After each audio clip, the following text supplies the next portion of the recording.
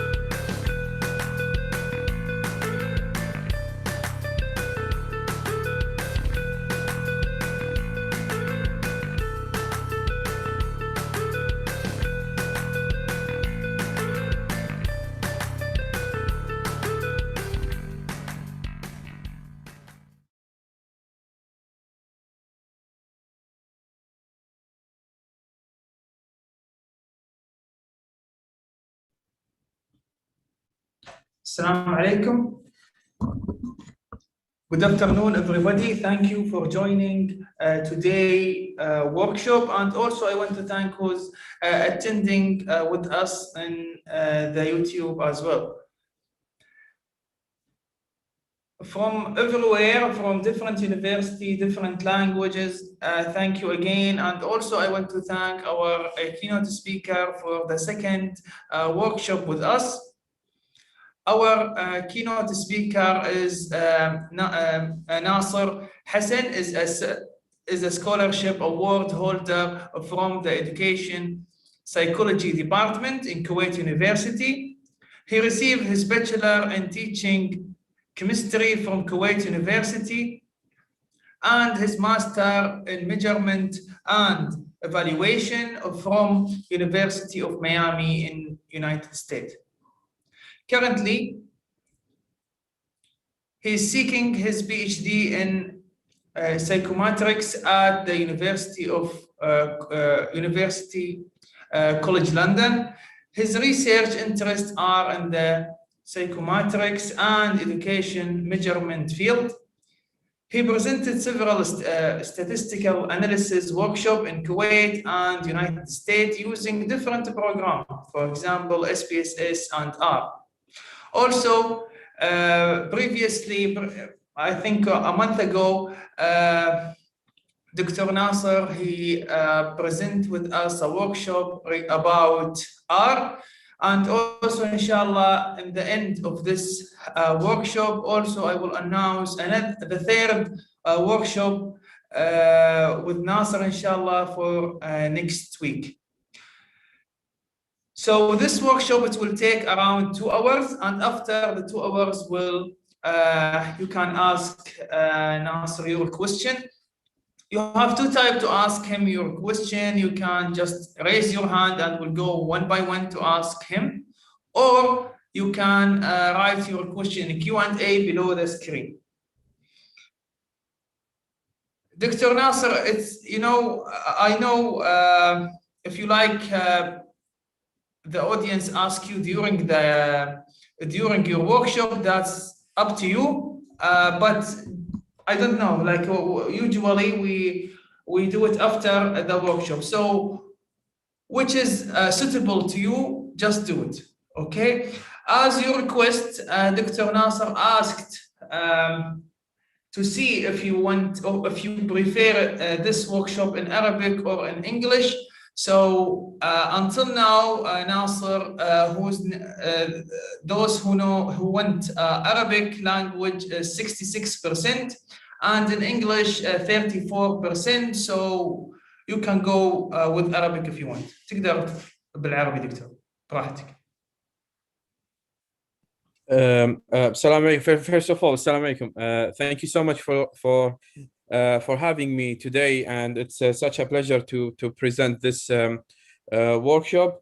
Excuse me, and please don't mind me shutting down my camera, as basically my internet connection is really bad. So it's going towards the connection if I opened my camera.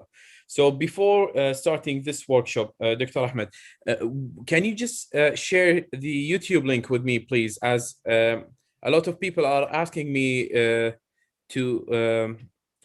they actually want to join us, but they cannot do so. So if you don't mind sharing the YouTube link with me, please. And yeah, so Chat right now. Do you thank want you so much. Really appreciate it. Thanks. Let me try to copy that. I will do my best. Just be with me, please. Yeah. So thank you so much again for asking the participants whether they prefer the workshop language to be in English or Arabic. To be honest with you, I was expecting more Arabic audience. So since that, no one actually, I mean, the majority are considering Arabic language for this workshop. I don't know whether they are fine if I continue in English, or they still want me to introduce the concept in English, then translate it in Arabic. So I don't know how you guys would like me to do this. Let me, Doctor, ask them a different question. Guys who need this workshop in English, please raise your hand. If you want it in English, please raise your hand. Because the material is already in English, so this is what I'm afraid of, you know.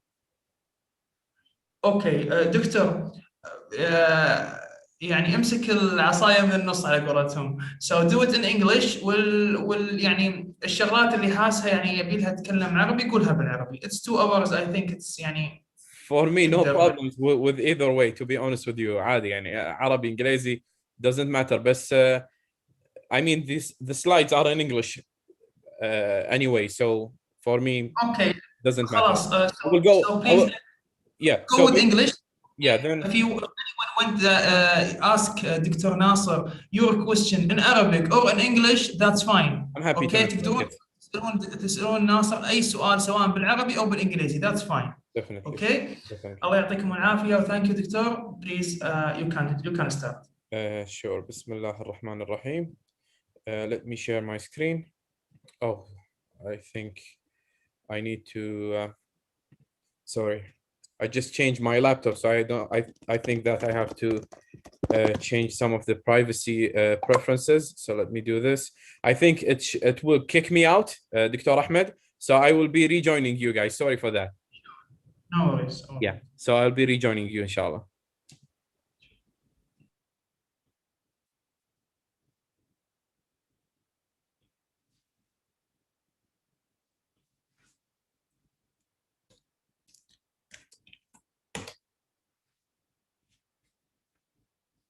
So let's wait Dr. Nasser just 2 minutes until the rejoining. As I said, if you need any question, you can always write in Q&A or just raise your hand, and we'll go ahead and ask him in the end of his workshop.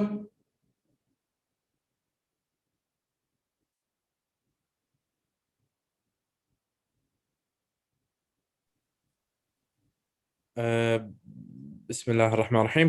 So, can you hear me now? Yes, we can. Yes. Perfect. Let me share my screen. And are you able to look at my screen as well? Yes, dear. Inshallah. Okay, so Bismillah ar-Rahman ar-Rahim. Slideshow, play from start. Bismillah ar-Rahman ar-Rahim. As we usually start with any workshop or anything we do in our life. شكرا في البداية دكتور أحمد على هذه الاستضافة. أنا سعيد جدا أمانة في وجودي اليوم معاكم، وبإذن الواحد الأحد نتمنى إن شاء الله تكون هذه الورشة تلاقي استحسانكم في النهاية. بإذن الله بنتكلم في هذه الورشة عن بعض الأمور المتعلقة في كتابة بنود الأسئلة وتصميم الاستبانات السيرفيز. فبسم الله الرحمن الرحيم. في البداية يمكن أنت عرفت فيني دكتور أحمد، لكن أنا بعطي مقدمة على قولتهم أبسط عن نفسي. اسمي ناصر حسن. نتمنى إن شاء الله. دكتور أحمد I think someone maybe is I solve it. مو مشكلة ممتاز. So yeah, my name is Nasser Hassan. I'm a scholarship holder from Kuwait University and basically College of Education. My research interests are in psychometrics and some sort of statistical analysis as they are kind of related to my field. Currently, I'm a PhD researcher at University College of London, and my PhD project mainly focus on adapting scales from English to Arabic, where I'm using a lot of surveys and specifically personality-related surveys or questionnaires, as they are totally different. Okay, as an overview, what are we going to cover during this workshop? First of all, I will start with introducing some key concepts. جزء النظري ممكن يكون ممل للبعض لكن جديد بالنسبة للبعض الآخر. Where definitely I will be also talking about surveys and items. What are the differences between them, or the definitions maybe, and a little bit of history. Then we will move to some sort of questions that we will try to analyze based on our knowledge on surveys and item writing guidelines. Then, as you said at the beginning, we will end up this workshop with some Q&A session. I don't mind if you guys have any question during my speech, during my presentation. All you have to do is to raise your hand. I think so.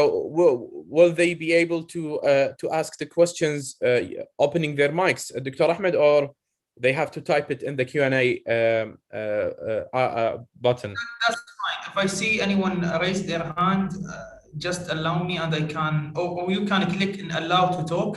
If you go to their name and allow to talk, just click on it and they can talk. Inshallah, sure. Okay.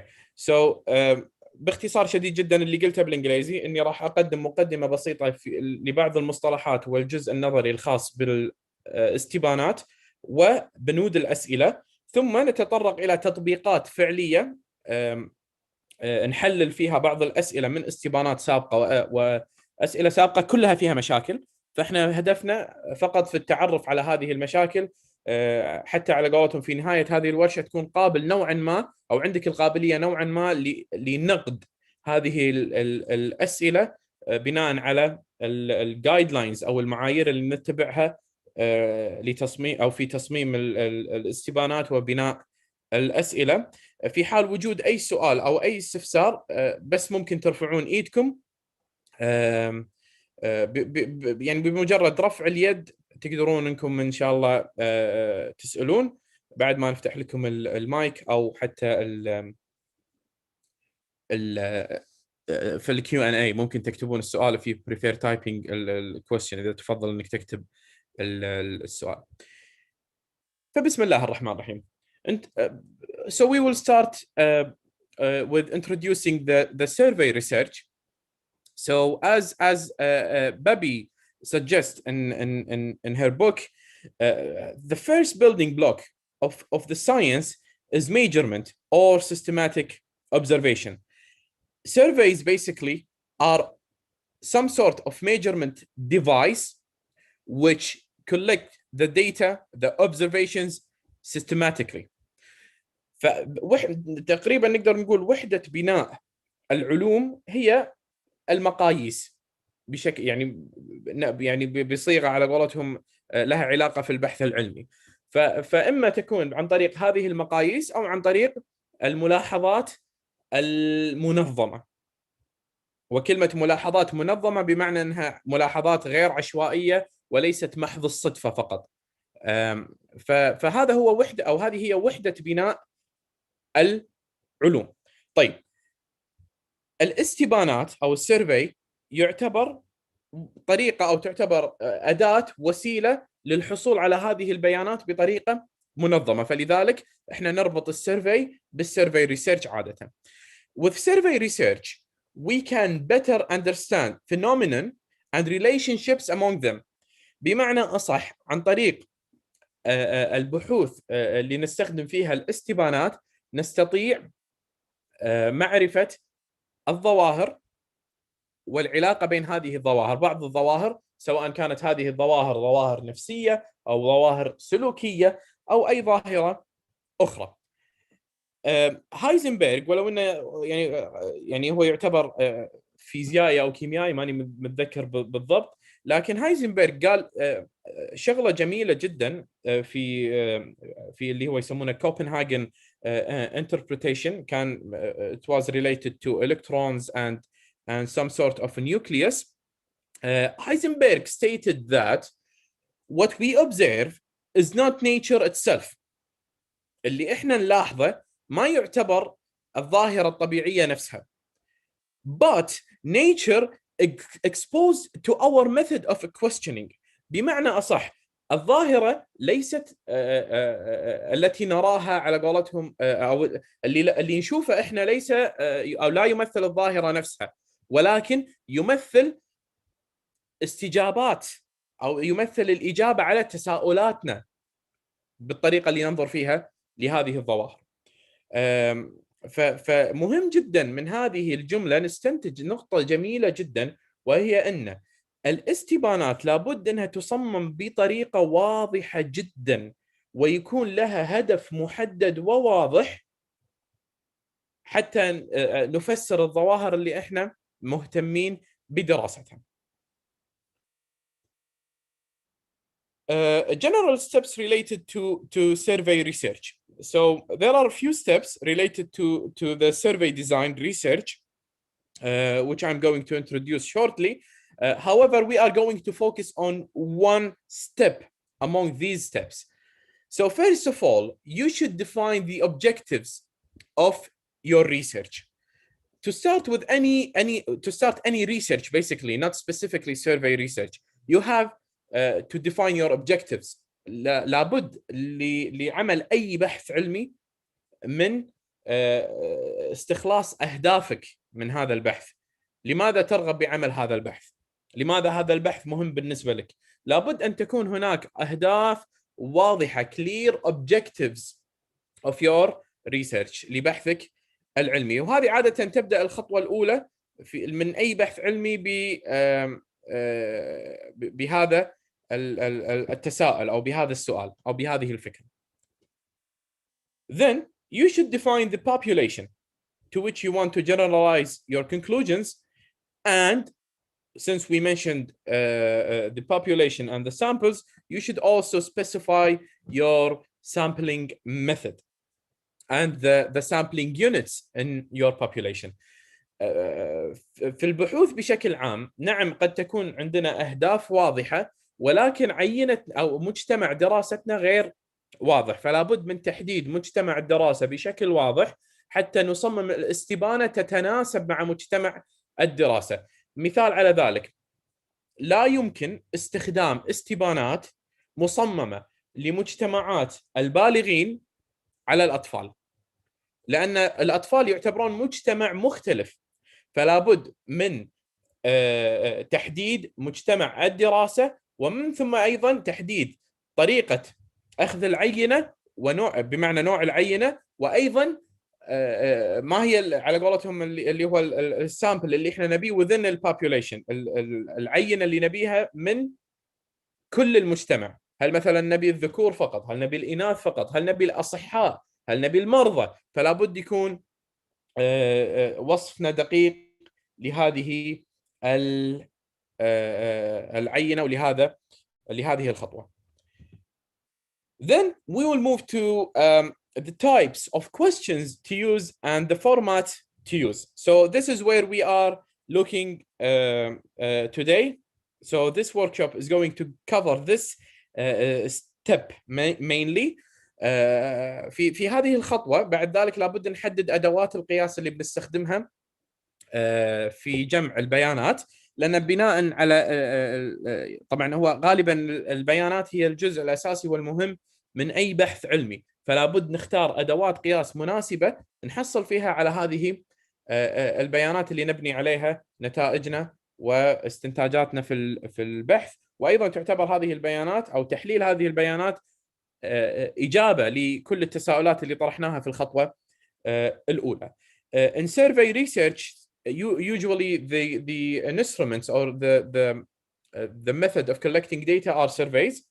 في البحوث التي تعتمد على الاستبانات غالبا تكون أداة القياس هي الاستبانة، ما نعتمد على الاختبارات وهذه الأمور، ولكن نعتمد فقط على الاستبانات. Then we will move to determining the type of results we want to report. Again, this is based on your research questions, whether you want to do a t-test, ANOVA, maybe some sort of more advanced statistical analyses. So it's really based on what you are trying to answer at the beginning. بعد ذلك طبعا ننتقل إلى خطوة تحديد النتائج اللي احنا نبيها، لأن بناء على هذه الخطوة احنا نستخدم الأساليب المناسبة للوصول إلى هذه النتائج أو لتحقيق هذه النتائج اللي نرغب في تقريرها أو كتابتها أو نشرها. After that, we may identify existing questionnaires or developing a new questionnaire. So عادة في إذا بنبحث عن الاستخبارات أو الاستبانات، إما أن يكون عندنا طريقين، إما أن احنا ننشئ استبانة جديدة، نصمم استبانة من الألف للياء من البداية، وأمانة هذا النوع من الطرق يعتبر طريق شوي متعب ومكلف ماديا ويأخذ الكثير من الوقت مقارنة بلو أخذنا استبانة جاهزة. ولو أن يعني معظم المجتمع العلمي يفضل أنه هو يصمم استبانات جديدة حتى يكون له يعني contribution في الفيلد. So most of the people tend to design or to develop their own instruments just to contribute to the field and to get more citations basically. And so nothing wrong with that. However, using existing questionnaires or existing instruments will save a lot of amount of time for you. It will save your efforts. It will save your time. It will save your money as well. So just don't overwhelm yourself thinking about developing a new instruments. Rather, just use some alternatives, especially if your field is has a lot of well-established measures. As for myself, for example, we have a lot of personality-related instruments, tests, questionnaires, surveys, a lot of stuff. Why would I rather to develop a new one while all of these are actually there? So maybe I can adapt something to the Kuwaiti culture if I want to use it within the Kuwaiti context, or maybe try to adapt it in a way that my population or my sample will understand it. So don't overthink about the instruments too much, and try always to, if it's possible, try to use existing questionnaires, existing instruments, rather than developing new ones, especially with well-established instruments. فدائما الجأ لأنك أنت تستخدم استبانات موجودة، لأن هذا أيضا يعزز يعني صدق النتائج اللي نحصلها من هذه الدراسات وثبات النتائج اللي نحصلها من هذه الدراسات يعزز من الخصائص السيكومتريه للمقياس. فلا بد انه يكون عندنا هذا الوعي في استخدام يعني ادوات قياس غيرنا، بدلا من اننا نفكر فقط في نفسنا ودائما نحاول نصمم استبانات وادوات بحث جديده، ادوات قياس جديده خاصه في بحثنا. And then you have to pilot the survey, revise it. If there is anything you should amend, just do it and select the final items after that. فبعد ذلك لابد ان احنا نطبق هذه الاستبانه ب sorry, help me with pilot study, استطلاعيه. Yeah. So لازم تستطلع هذه الاستبانه، تستطلع الاسئله، تحصل على بعض ممكن تحصل على بعض المعاملات المتعلقه بالثبات، ممكن تحكم معاملات اللي هو الفاكتور لودينجز، اللي هو اسف ما اعرف المصطلح باللغه العربيه، لكن هذه الاشياء، هذه الدلائل السيكومتريه تدل ممكن على ان المقياس مناسب او غير مناسب، وممكن تطلق احكام يعني بناء على هذه بدون شك. في امور اخرى لابد انك انت تراعيها، يعني لا تعتمد فقط على الاحصاء، لكن اقصد هذه المفاهيم الاحصائيه ممكن تعطيك انطباع عن المقياس. ثم اذا احتجت اي تعديلات ممكن تعدلها، حتى احيانا اذا كان في مجال انك تسوي فوكس جروب، يعني ممكن يعني تناقشهم في المقياس، تحاول تفهم شنو اللي فهمه كل شخص، حتى ترى اذا كانت الاسئله مصاغه بطريقه جيده مثل ما تبيها او مثل ما تهدف له او لا، ثم تختار بناء على ذلك الفاينل فيرجن اوف يور انسترومنت، النسخه النهائيه او الصوره النهائيه من المقياس لتطبيق البحث في الخطوه الاخيره. So the final step will be conducting the research, and yeah, that's it. That's the general steps related to the survey research. Any questions so far? So anonymous attendee is asking, where can I find the existing questionnaires? This is a this is a good question. Okay, so why should I type it? No, answer it live. Yeah. So this is a very good question, actually. So literature review will definitely help you with finding existing questionnaires. Specifically, if you are looking for something related to personality, you may find a lot of stuff related to personality.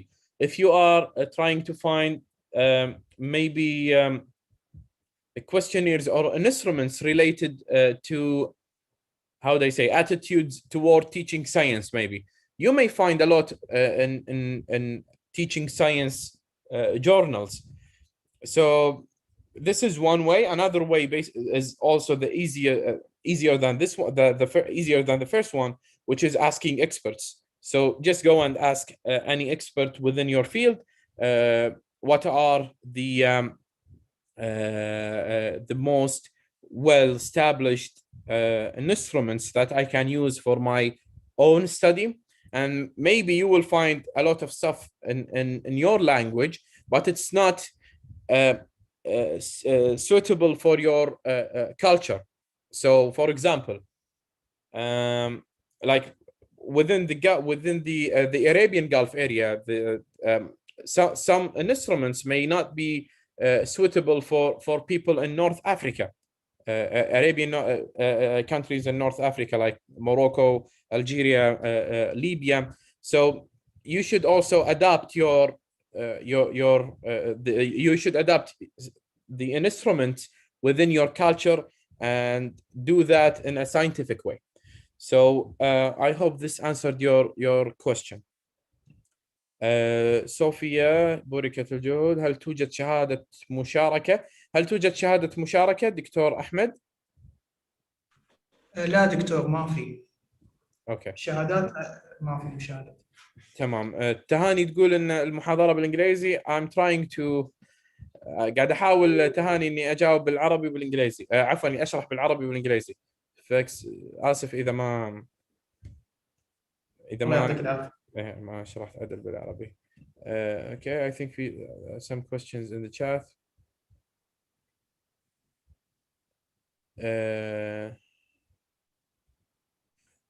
Sami is asking, when using an existing survey, should I pilot it first, even though it was used before many times? So I will comment on even though, after anything after even though, Sami. So it depends on where it was used. Was it used on the same population, on the same sample that you are sampling, or not? If yes, you can use it without piloting. However, if it's adapted from different language, or maybe used within a different population, within different samples, I from my opinion, I will, if I was reviewing any paper, I will ask him where is the pilot? How did you proceed without checking the psychometric properties of your scale? As I'm really super cautious with this stuff. So I really focus on it when I review any paper in a journal. So yeah, I hope this answered your question. Sarah is asking, ما هي شروط البايلوت؟ السلام عليكم. وعليكم السلام ورحمة الله. أنا بس عندي سؤال بخصوص شغلة. الحين هذه الدورة اللي بتعطونا إياها أو الورشة عفوا، مقدمة من جامعة الكويت صح؟ بس أبي أستفسر. هي الورشة، أنا نعم أنا من جامعة الكويت، لكن دكتور أحمد هو مسؤول هذه المجموعة. هي مجموعة بحثية. أتوقع دكتور أحمد إذا بعد إذنك تعطي أختنا العزيزة آمنة معلومات عن المجموعة. حياك الله أختي آمنة. هذه المجموعة صار لها تقريبا أكثر من سنة ونص الحين، نعطي محاضرات وورش ومؤتمرات أسبوعية. اللي يحضرون عندنا تقريبا من كل دول العالم، ويعني كثير من الجامعات يعني من عمدائها لدكاترتها كلهم تقريبا يحضرون. كل هذا كل المحاضرات والمؤتمرات مجانية بالكامل لفائدة الدكاترة والطلاب، سواء ورش أو محاضرات علمية أو أبحاث علمية أيضا. بس عندي سؤال أخير ويعطيك العافية، وبس سؤال أخير ما أزعجك إن شاء الله. يعني أنا بس بعرف شغلة، هل تم قبولي أنا أنا مقدمة على مناهج وطرق تدريس بكلية جامعة الكويت، هل تم قبولي؟ هذا كان سؤالي بس الثاني، ويعطيك العافية. ما نعرف بالامور هذه الشغلات. تقدرين تكلمين جامعه الكويت. استاذ ناصر هو طالب دكتوراه وبيقدم هذه المحاضره، ولكن ما له دخل في اذا يعني ما عنده شيء مثلا يقدر يساعد اذا انت او يعرف اذا انت قبلوك او لا. وانا دكتور في جامعات خاصه، فهم بعد ما اقدر يعني اقول لك يعني ما عندنا الكونفدينشاليتي. ما عليه، ان شاء الله على خير ان شاء الله. يعطيكم العافيه ان شاء الله، ويا رب يحقق لك ان شاء الله اللي تسعى يا رب. او ويحقق لكم بعد يا رب. امين. اللهم امين. مع السلامه. مع السلامه. Okay. I think there are other questions. So اخونا عبد الصمد يقترح اذا تؤجل الاسئله للاخير. Yeah, maybe I might agree or disagree with you. انا والله دكتور، لان الاسئله يعني انت راح تشوف حتى عندي اسئله باي ذا واي ان ذا يوتيوب. سو دكتور عبد الصمد هي from Qatar University. Thank you for joining us دكتور عبد الصمد. So I prefer دكتور، لان كذي يعني عشان نقدر نتابعك ونستفيد منك ان شاء الله. ان شاء الله. No worries. بس I think this question is very important, so I'm going to answer this one. اذا دكتور go ahead. if it's link، اذا شفت سؤال في لينك يساعد يعني that's fine. Yeah. So someone is asking whether it's possible to mix an existing questionnaire and add from my own question statements. So yes, you can look at this in two different ways. Either you want to create or develop a new sort of an instrument, a new way.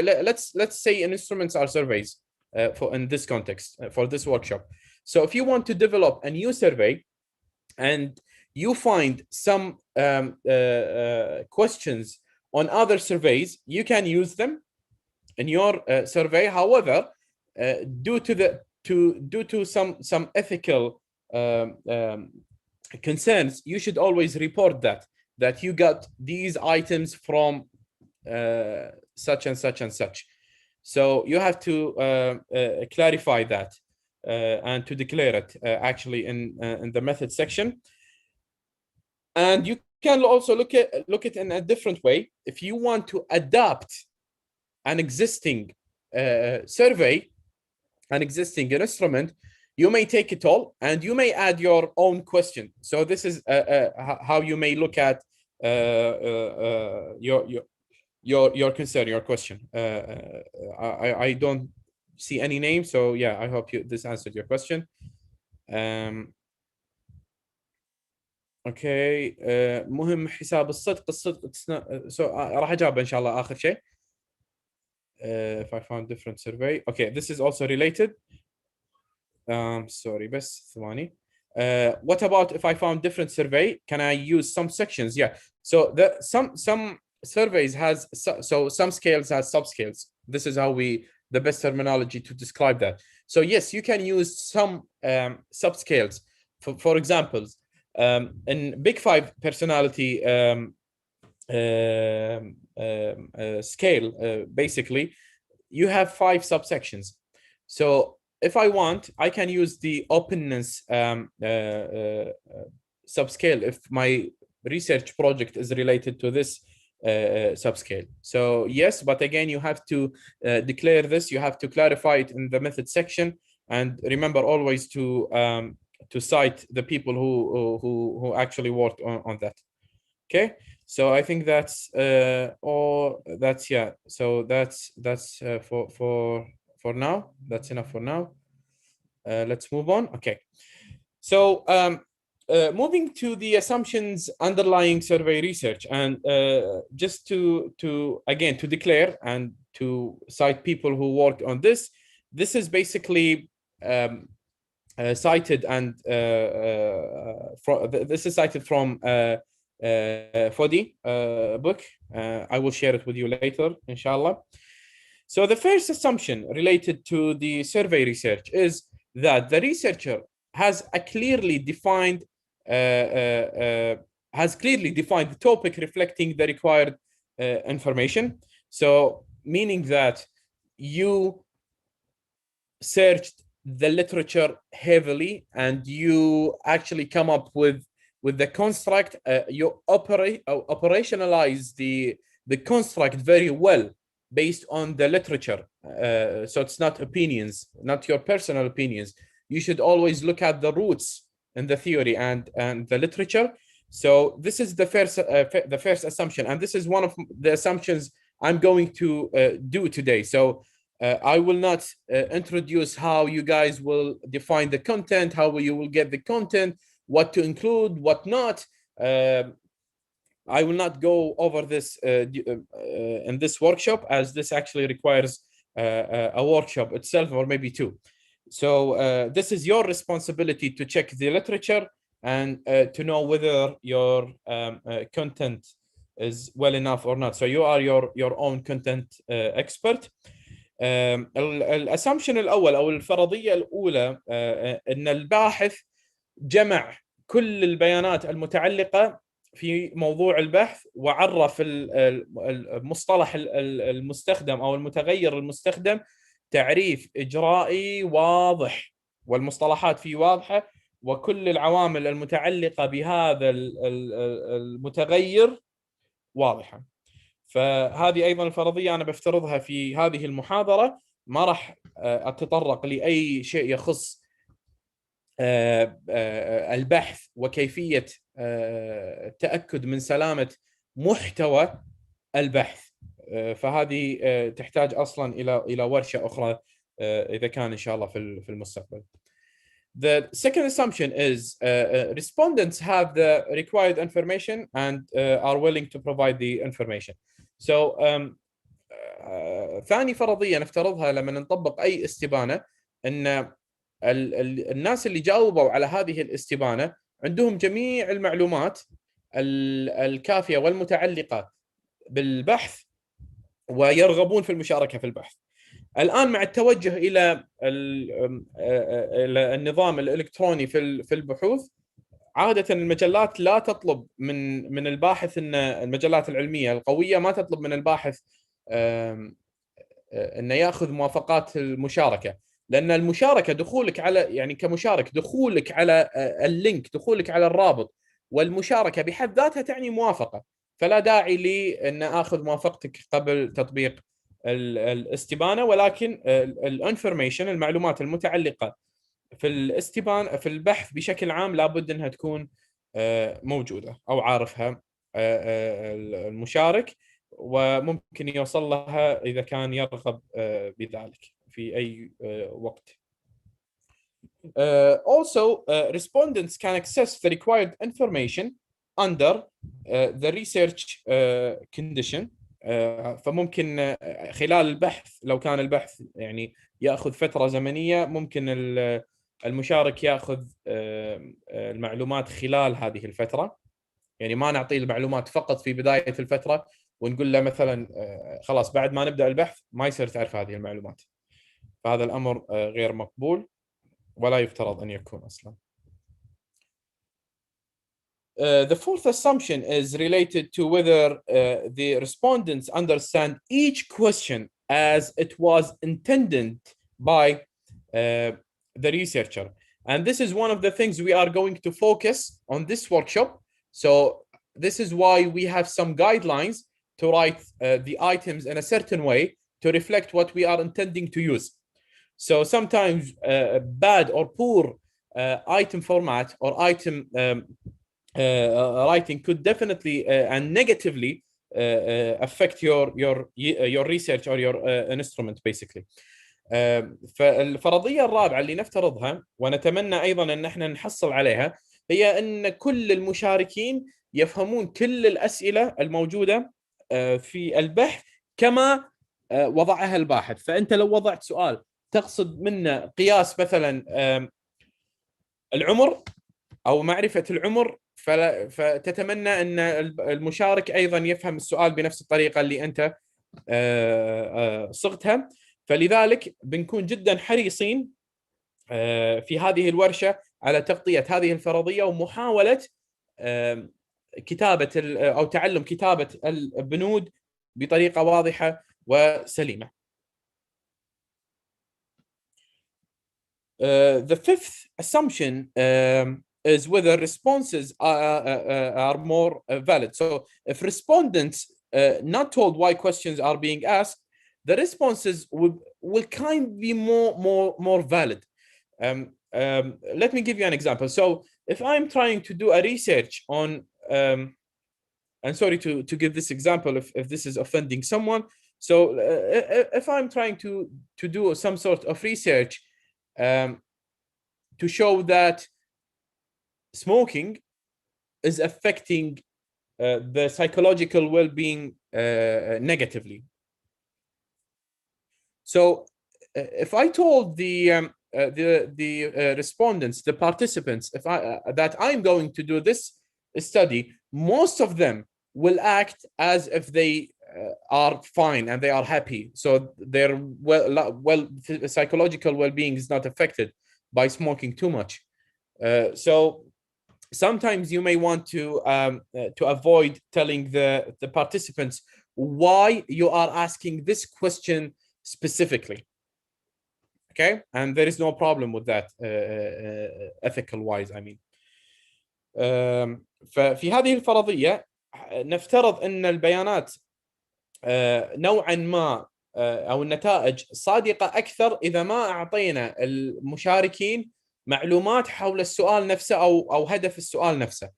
فضربت أنا مثال على التدخين. لو كنت أعمل دراسة على تأثير التدخين على الصحة النفسية مثلا، ممكن لو أنا بلغت المشاركين أن هذا السؤال بحد ذاته يقيس مثلا المشكلات النفسية عندك بسبب التدخين، أغلبهم ممكن يحاول يجاوب بطريقة يعني تعارض الهدف.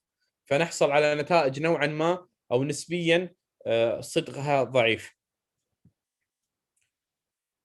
So is it the sixth? Yeah. So the sixth assumption is responses are more valid if the researcher has not suggested them to respond.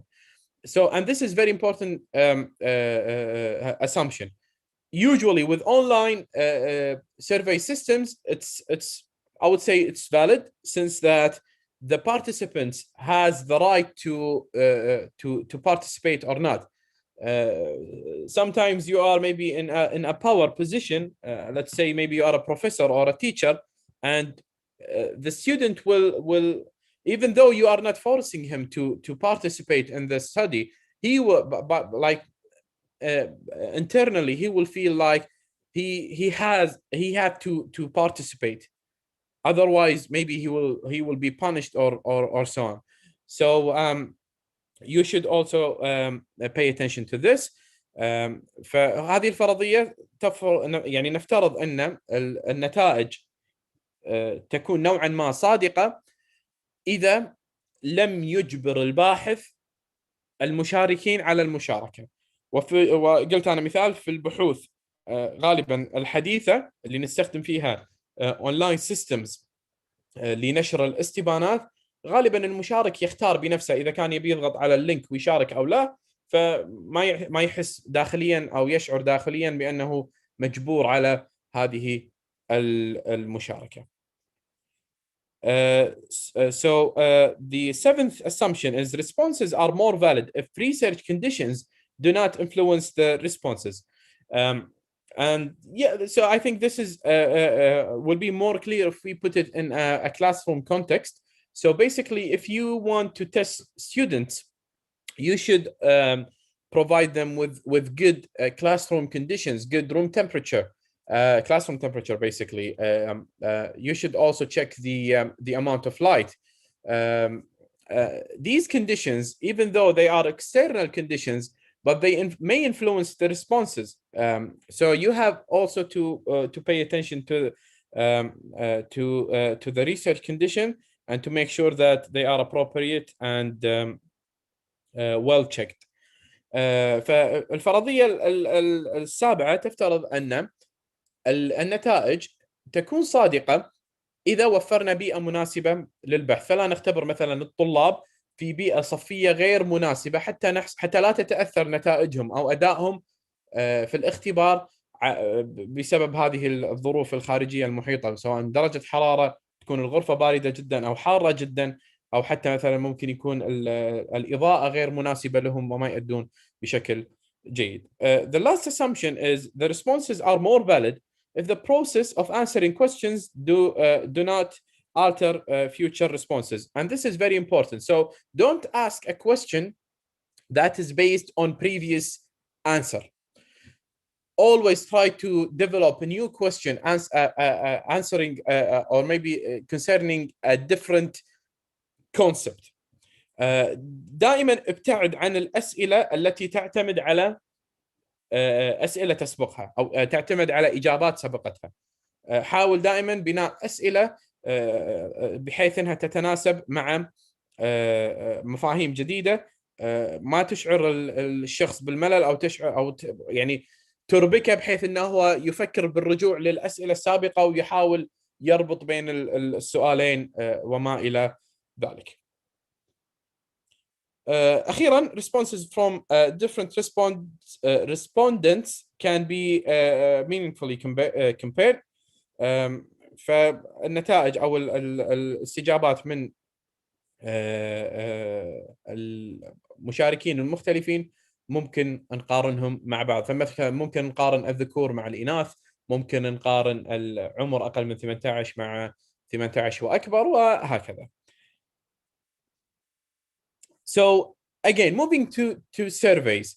Surveys, you can think about surveys as a device or a tool to gather, to collect the data. So when you go to any hospital, they might ask you for some vital measures, such as your blood pressure.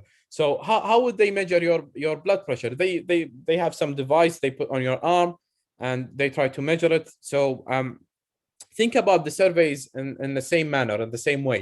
So surveys are measurement devices. They are used mostly in survey researches, and they contain some questions that are reflecting our objectives that we are trying to achieve in our study, in our research, basically. So this is how we would define these surveys. I mentioned William Foddy's book that was in 1994. It's a very interesting book if you guys want to look at it. The book name is Constructing Questions for Interviews and Questionnaires, Theory and Practice in Social Research. And trust me, you will also find it very beneficial if you are using it in different contexts, different aspects. So it's not really specifically for social sciences. You can always use them for different purposes as well. And let's see if there are any questions before moving on. Okay, chat. هل ممكن نلاقي الكتاب في الانترنت؟ Yes, you can. تقدرين تلقينه في الانترنت. هل يوجد شهادة للحضور؟ No, unfortunately. Okay. ما في شهادة للحضور مع الأسف أخي العزيز جمال. Okay, let's move on.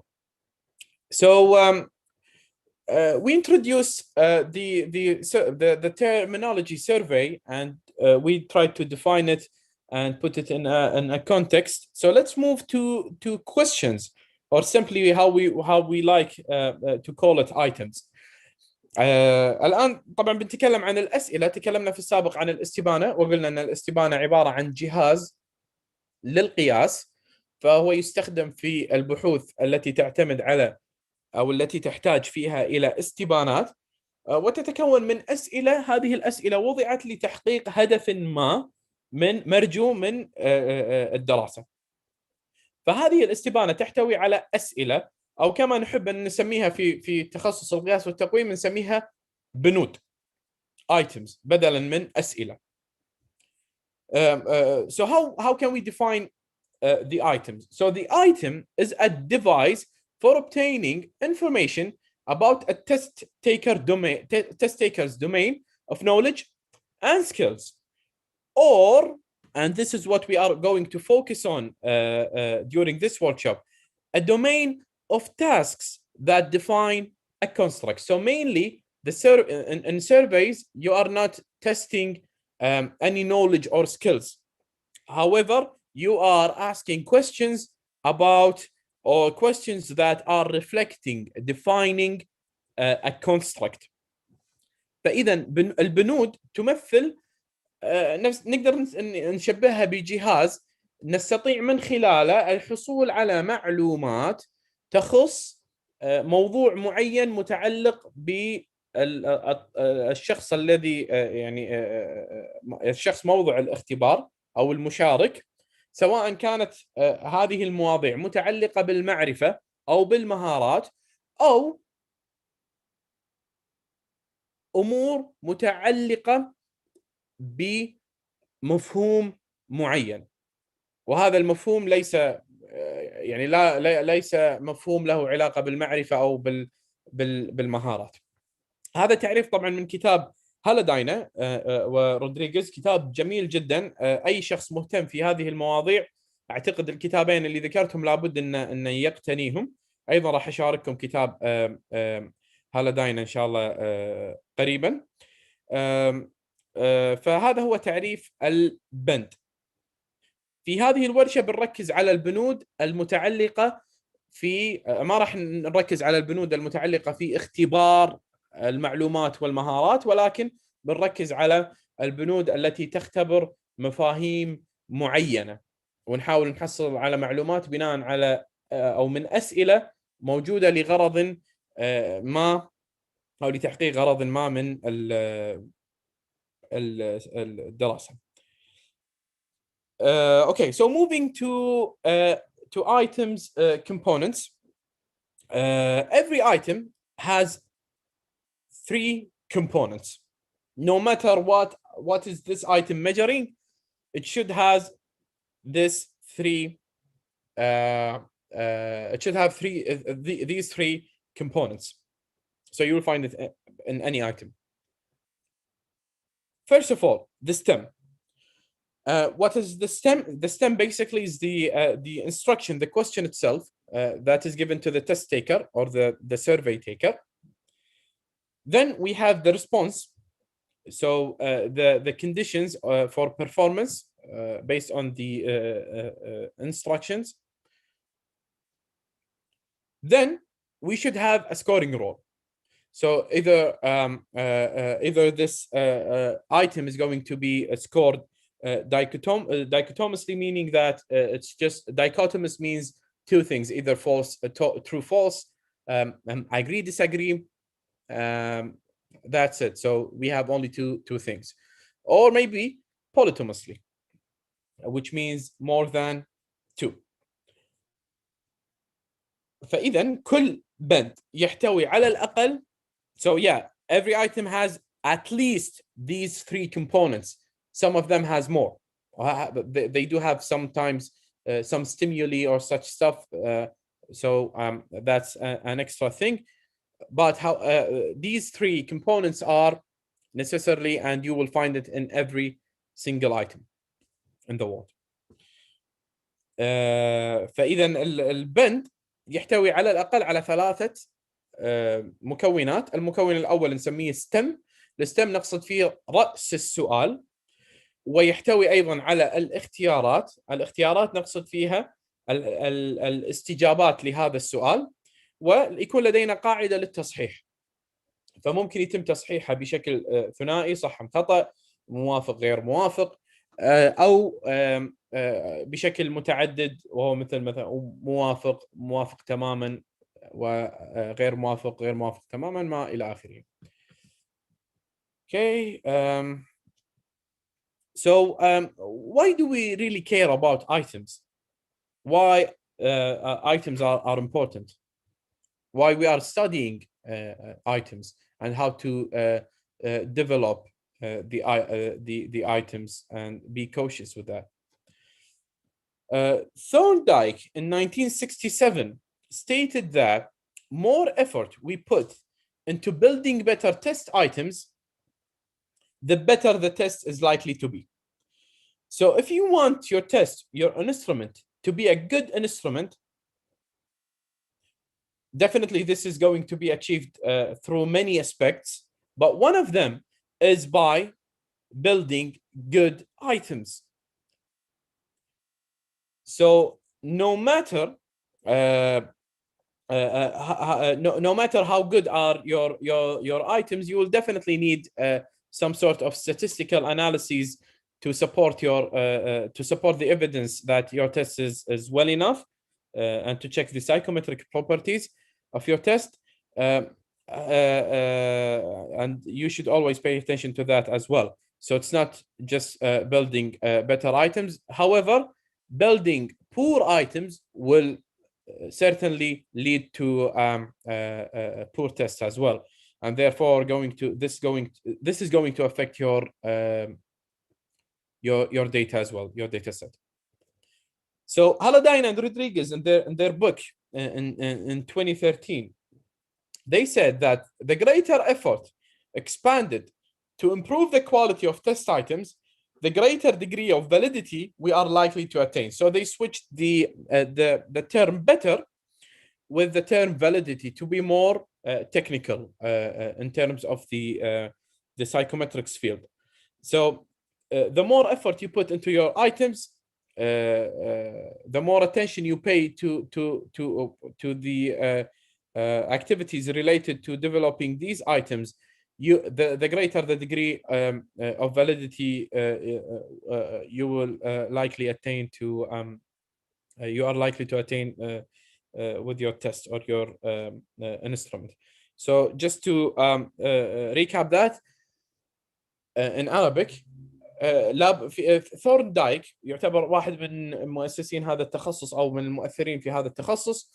في 1967 قال إنه كل ما وضعنا جهود أكثر في بناء أسئلة جيدة كلما كان أو أثر هذا بشكل جيد على اختباراتنا. هالداي نترجمها بطريقة علمية أكثر، وضعها في سياق علمي نوعا ما متعلق في تخصص القياس والتقويم، وقال إن كلما بذلنا جهود أكبر في بناء الأسئلة كلما زدنا من درجة أو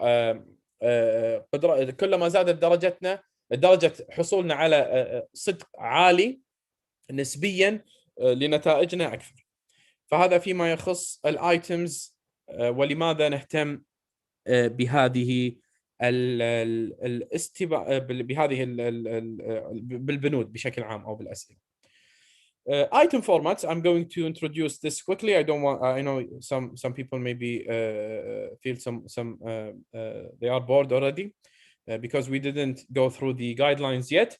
So again, I hate introducing the concepts at the beginning, but it's something that we should do before proceeding. Otherwise, maybe some people will not understand some of the guidelines. فأنا آسف جدا على تقديم هذا الجزء النظري في البداية. شخصيا ما أفضل هذه الأجزاء من أي ورشة، ولكن ما أستطيع أني أفرض أن الجميع عارف هذه المعلومات وأنتقل مباشرة إلى الأسس والقواعد اللازمة لوضع الأسئلة وصياغة البنود إلا بعد ما نعطي هذه المقدمة. فاعذرونا. بعد ذلك إن شاء الله يكون الأمر ممتع أكثر. So the item formats, we have two different item formats generally. The constructed response, meaning that the test taker will develop the answer. So he will not be able to look at the answer and to pick one of them. So the answers are not there. They are constructed by the test taker. I'm sure you've definitely seen a lot of them: short answers, research papers, projects, essays, observations, oral examination. All these are items or questions in construct. They have the construct response format. The selected response format are when you give the students or maybe the participants an existing answers, options, and they have to pick one of these answers. We call that type a selected response format. And I'm sure you guys seen the multiple choice questions, true false questions, and Likert items. So in surveys, basically, most of the surveys will use Likert items as the main items within the survey. So our main focus on this workshop will be on the Likert items. So rating scale or Likert items are developed by Rensis Likert in 1932. So it's been a very long time ago. And yes, please. بس تبدأ بالجزء العملي، يعني بين النظري والعملي عطنا بس 5 دقائق حق الصلاة، لأن أكثر من واحد راسلي عن صوت الصلاة. هذا هو البريك. Don't worry. Okay. No worries. So in rating scales, basically you give the participants or the respondents a STEM, a question, and they tend to agree or disagree in some degree with this particular STEM or question. خلاصة الكلام اللي قلته، عندي نوعين من البنود. عندي بنود نسميها الكونستراكتد ريسبونس فورمات اللي لها صيغه الكونستراكتد ريسبونس، بحيث ان الطالب هو اللي يعطي الاجابه او الشخص هو اللي يعطي الاجابه. بمعنى اصح الاجابه ليست امامه، ما في اختيارات قدامه يختار من بينها، ولكنه يعطي الاجابات. من نفسه ومن تلقاء نفسه، هو اللي يبنيها. اما السلكتد ريسبونس فورمات فيكون هناك اختيارات وهو يختار بينها. والامثله موجوده قدامكم، اعتقد ان اغلبكم عارفها. وايضا تكلمت عن مقاييس او بنود ليكرت. ليكرت طبعا عمل هذه التقنيه لقياس الاتجاهات، الاتيتيودز، في البدايه في 1932، يعني من زمن بعيد جدا جدا، والى اليوم نستخدمهم. طبعا مقياس ليكرت. So this is how Likert item type is looking like. So you have a question, a stem, and then as you see, selected response format.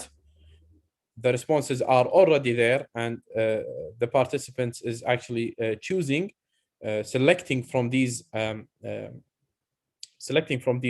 options. And this is also another way of looking at Likert type questions, Likert type items, and the degree of agreement or disagreement with a stem or a question. So I'm 100% sure you have been seen this before. فهذه هي طريقة أسئلة مقاييس ليكرت. متأكد أن شفتوا هذا النوع من الأسئلة، أوافق، لا أوافق، موافق تماما، لا أوافق تماما، وإلى آخره. فأعتقد أنكم شايفينها من قبل. So this is the book. This is Haladina's book, one of the best books ever. If you are interested in developing and validating test items, it's very easy to understand. It's new, so most of the things covered in this book will be relatively new to the one I showed you earlier in Foddy's book, which was published in 1994. So yeah, I think if you are interested in such stuff, this is a book that you must have. If you are doing your dissertation and you need to develop some items and to validate them, this is definitely a book you want to buy if you are a graduate student. Okay. I will go through this very fast. So we have 4 different levels of scale. We will not use this very often. So I'm going to use just 2 type of levels or scales in our workshop. So we have 4 different levels of measurement or scales of measurement. The first one is the nominal scale, المقياس الاسمي. So the nominal scale is used to categorize, to labelize, to classify, or to name certain things. فنستخدم المقاييس الاسمية عادة لوضع أسماء، لتصنيف وهذه الأمور. An example for that would be when you ask participants about their gender and they select either male or female.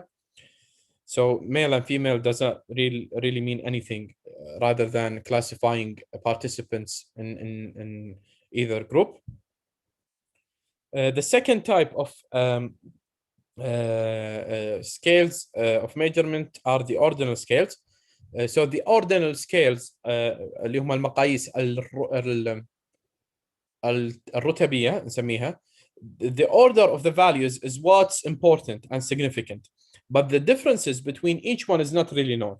So for example, if you are asked by a physician or a doctor in the hospital, how would you describe your pain? And he give you some sort of options: none, mild, moderate, severe. Yes, none is definitely less than severe.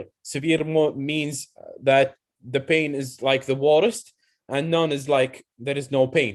But you cannot really measure that difference between the 2 values. But even though you are, when you recode these values in analyzing the test as a researcher, you will use 0 for none, maybe, or 1 for none, and severe 4 for severe, or maybe 3 for severe. What depends on how you will code it. However, so you cannot really say that the difference between severe and none is basically moderate. No, it's not. It's not the case, because the orders are important, are significant. However, the differences between each order is not really known. So if I want to put this in the survey context, if let's say if you put if you develop an item and your options were agree, strongly agree, and disagree, strongly disagree, I think you cannot really measure the differences between agree and strongly agree, or maybe strongly agree, slightly agree, and then agree. This is much more worst, actually, because you cannot really, even though people are in real life research, people are treating these as intervals scales, but they are not. I feel bad when people actually using these scales and treating these scales as intervals and doing all such crazy statistical analysis stuff, treating these as interval scale. It's not. It will never be an interval until you can define the differences between each category. Okay. Then we have the interval scale, which are numeric scales in which we know not only the order as ordinal scales, however, we know also the exact differences between the values, even though some of the differences are meaningless. They don't have any meaning. For example, Celsius scale. So if we say, let's say that the temperature today is 20 Celsius, and tomorrow's 40 Celsius, we will definitely know the difference. The difference is 20 Celsius, but it doesn't really tell us anything. We cannot say that yesterday will be much more hot, or maybe the hot weather will be doubled tomorrow compared to today. So it's not the case, because we don't have something called an absolute zero. So the absolute zero is one property of the ratio scale, المقياس النسبي, which has actually an absolute zero, and the differences are meaningful. So when I say that we have, when I say that my son is 100 centimeter, so his length, his height is 100 centimeter, and I'm 200. So I can say that I am taller than my son, and that's double. So I'm 2 times taller than my son, taller than my son. Okay, so the differences are meaningful here, and zero means nothing. So if we say time is equals to zero, that means there is, we don't say, so it's not the time itself. However, it means that we didn't perform any. So let's say if a player is running for 12 seconds at time zero, he was not running. So this means that the zero is so we have the property of absolute zero here. So the zero means this does not exist. So if we say that the temperature is zero, that does not really mean that the temperature is zero. It does not exist, because the temperature does not exist is not meaningful. Okay, so I hope this clarified the things. And excuse me for talking too much. I think I need the break as much as you guys wanted. So we will, I will give you a break for 10 minutes. Then we will go through some interesting stuff related to item writing guidelines. So we'll see you at, we'll be back at, is it 7:15, right? So yeah, we'll be back at, I will give you 15 minutes. So we will be back at 7:30. Is it okay, Dr. Ahmed? Of course, Doctor. Thank you so much. Yeah. Okay. So I'll be back, inshallah.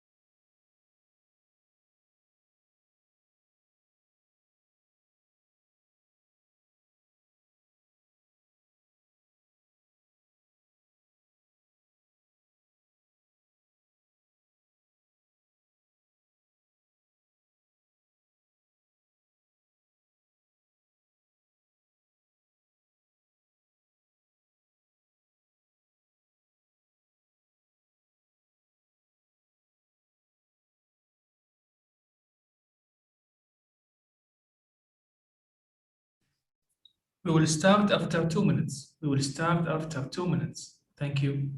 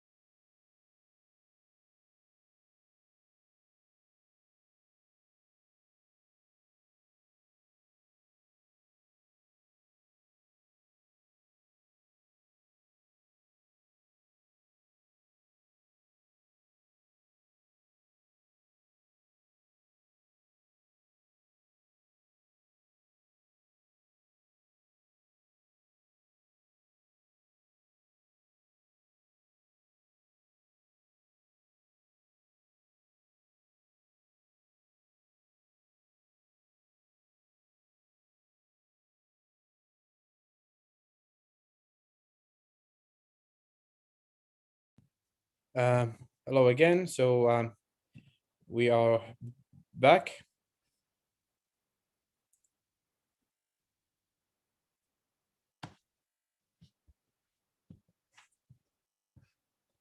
Dr. Ahmed,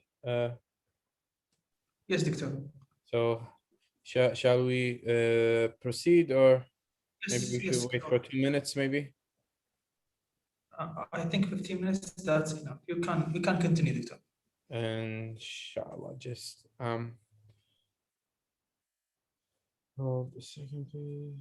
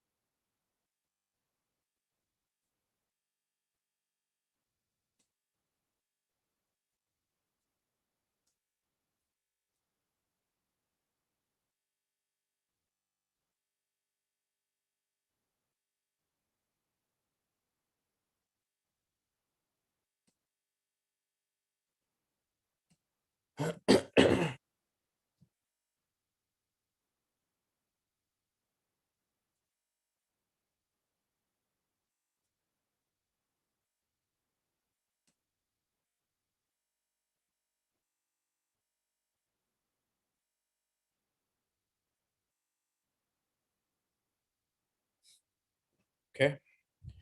So I think we should be ready to proceed. Yes, Shall so we? just Yeah.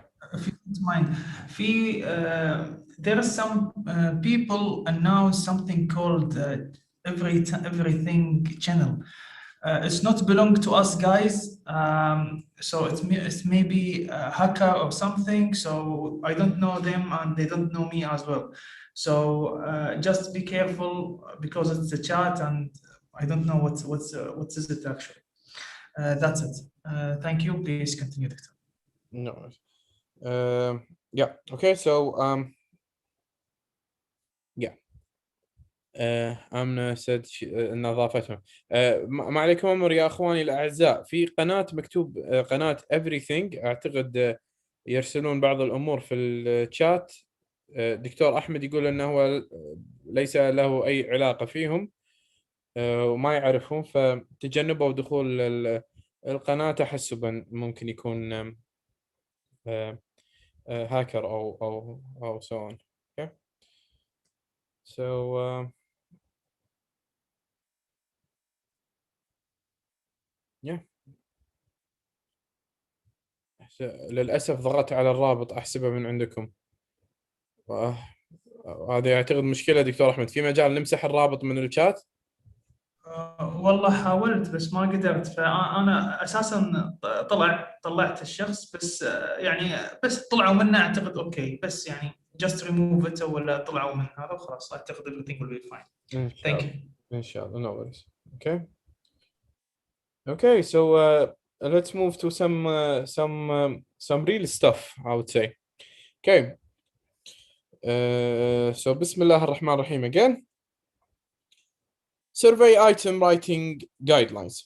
So now we are going to cover and to talk about the guidelines related to organizing the survey item writing process. Again, it's from Haladina's book. So I really encourage people who are interested in such stuff to get this book. It's really a nice book, to be honest with you. Okay. So some general advice is related to the STEM, to the question itself. They are advices. They are not guidelines. You don't have to follow them. However, it's from my own experience. I really feel like these are really important. First of all, you should state the central idea clearly and concisely in the STEM and not in the options. So many times I see some sort of questions that is starting with, especially with the tests that concerns the knowledge and skills. They start with the STEM like this. So, for instance, they start with something like this. So the chemistry is, then they will leave the space, and the options will be the definition of chemistry. It's something really bad. You have to state the question. So if you are asking students about the chemistry definition, you should state that clearly in the STEM and not in the options. Word the STEM positively. Avoid a negative phrasing. This is very important. Even though a lot of people still using it, the recent research showed that when you word such items in a positive direction and other items in negative direction, even though they are reflecting a single factor, a single construct, when you try to analyze them statistically, they will load on two different factors. So this is something you should pay attention to when you develop a new items. Always word the STEM or the questions in a positive direction. So this is something you should be careful with. Some general advice related to the options. First, you should use mutually exclusive options. So don't overlap the options because with selected response format of items, you are asking the participants to choose one best answer. So maybe his answer. So don't use some options that are overlapping. So I will show you some examples later, but sometimes it's really hard for the participants to choose which option is the best for him. Okay, so I'm sorry I didn't translate these. بالعربي خلي الكلام واضح في صياغة السؤال. دائما اسأل السؤال في رأس السؤال، لا تكتب تكملة السؤال في الإجابات. فمثلا في بعض أسئلة الاختبارات بالتحديد ألاحظ يعني عدد كبير من المدرسين أو المعلمين يستخدم التعريف في البداية ثم يترك فراغ ويكمل الإجابات في الاختيارات. هذه طريقة خاطئة في السؤال. لابد أنه يكتب السؤال بصريح العبارة ما هو تعريف علم الكيمياء على سبيل المثال، يختار الطالب من الاختيارات. الملاحظة الثانية وهي ملاحظة مهمة جدا، دائما اجعل الأسئلة في اتجاه واحد وهو الاتجاه الموجب. تجنب أسئلة النفي. أسئلة النفي الأبحاث الأخيرة بينت أن ولو أن هناك عامل واحد مشترك في جميع الأسئلة، يعني كلهم they load on the same factor. Some research showed that بعض الأبحاث بينت أن الكلمات إذا كانت أو بعض البنود إذا كانت بالنفي حتى لو كانت في من ضمن نفس العامل، إحصائيا راح تكون عامل آخر في المتغير. فلا بد تنتبه لهذا الأمر واجعل جميع الأسئلة بدون النفي. اوكي. اول ملاحظه هني قلناها هي متعلقه بالاستجابات. دائما ابحث على فكره ان الاستجابات او ابحث على استجابات تكون يعني غير متداخله، فحتى لا يضيع معك المشارك وما يعرف اي اختيار افضل بالنسبه له. keep options independent. اجعل الاختيارات independent بمعنى انهم كل اختيار قائم بحد ذاته، لا يعتمد اختيار على الاختيار الآخر. Avoid using the options. This is my favorite. So avoid using the options none of the above, all of the above, and I don't know in survey instruments, survey items. تجنب استخدام جميع ما سبق، ليس مما سبق، أو لا أعرف الإجابة. هذه الاختيارات أمانة تعتبر خيار جدا سيء في الأسئلة. And usually people tend to choose these options when they exist, and this is weird. So I think I found a study before. I cannot remember who did that study, but so the study showed that these options are actually affecting the psychometric properties of each item on the test negatively. فيؤثرون بشكل سلبي جدا على الخصائص السيكومترية المتعلقة في البنود أو متعلقة ببنود الأسئلة. فانتبهوا لهذه النقطة. Word the options positively. Again, avoid negative words such as not. دائما تجنب النفي في الأسئلة واجعلها بشكل موجب. Okay, so these are general survey item writing guidelines, so it's not related to STEM or options specifically.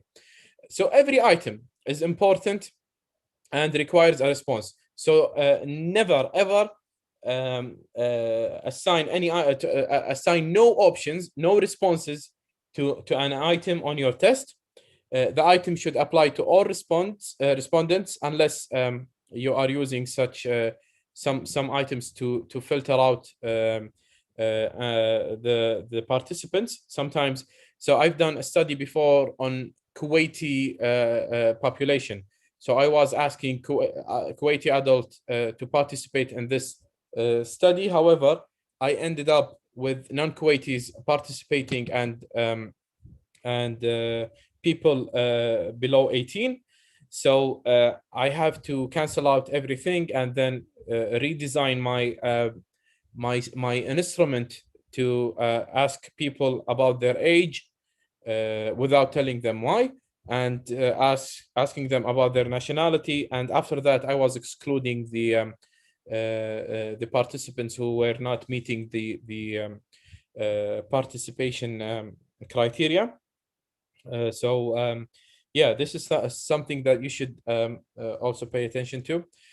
فكل سؤال لابد يكون له إجابة، لا تضع سؤال ما له إجابة. ودائما اجعل جميع الأسئلة لكل المشاركين إلا إذا كنت تحتاج بعض الأسئلة في موضوع فلترة المشاركين. فضربت مثال على بحث من الأبحاث اللي أجريتهم. This is very important point. Avoid double-barreled items. What does double-barreled items mean? So whenever you are asking a question, the question should reflect a single objective. You cannot have two objectives within the same question, within the same item. So for example, it's like asking people, I'm happy. Just imagine this item. I'm happy and tired. And you give them some options ranging from agree to disagree or strongly agree to strongly disagree. So if someone selected strongly agree, so this you can assume that he might be happy and tired at the same time. But you cannot assure that, because maybe he's happy, but he's not tired. Or maybe he's tired, but he's not happy. So each question should reflect a single objective. And this is very important. A lot of people still using double-barreled items. Double-barreled items في ان انا اسال عن امرين في سؤال واحد، وهذا امر خاطئ. طبعا ضربت مثال على ان تخيل سؤال اشعر بالسعاده والتعب. لو شخص جاوب موافق تماما، تستطيع انك تفرض ان الشخص هذا يشعر بالتعب وسعيد في نفس الوقت، لكن لا، ما تقدر تضمن هذا الامر، لانه ممكن يكون هو سعيد ولكن طيب. واساسا لو سالنا السؤال بصيغه اخرى، هل ممكن اذا الشخص سعيد ولكن غير متعب يجاوب اجري ولا يجاوب ديساجري، يجاوب موافق ولا غير موافق؟ فلا بد، او مؤيد او غير مؤيد. فهذه الامور لابد ان ايضا ننتبه لها ونصيغها بطريقه جيده. Okay. The item should be technically accurate. So don't ask questions that are meaningless. I will show you an example after that. So when we go through the questions together, we will try to analyze that, and I will show you how what does technically accurate means. So yeah, don't ever ask questions that are actually meaningless. فلا تسأل أسئلة لا معنى لها. لازم أسئلتك تكون دقيقة وواضحة ومحددة وقابلة للتباين. فلا أمر هذا مهم جدا تنتبه له أيضا. An item should be a complete question or a complete sentence with a simple structure. So أحيانا sometimes you may see questions asking you about gender. So and just asking you about gender without specifying any option, and it doesn't even ask you what's your gender. It's just asking you gender. That's it, gender. So what does gender mean? Do you want my gender? Do you want my partner's gender? So whose gender you are asking about? Okay, so it should be a complete question or a complete sentence. Okay. Also, you should specify the unit if they exist. So sometimes people are asking about age, where do you want my age, like do you want me to say I'm in 20s or in 30s? Do you want my specific age, exactly my real age?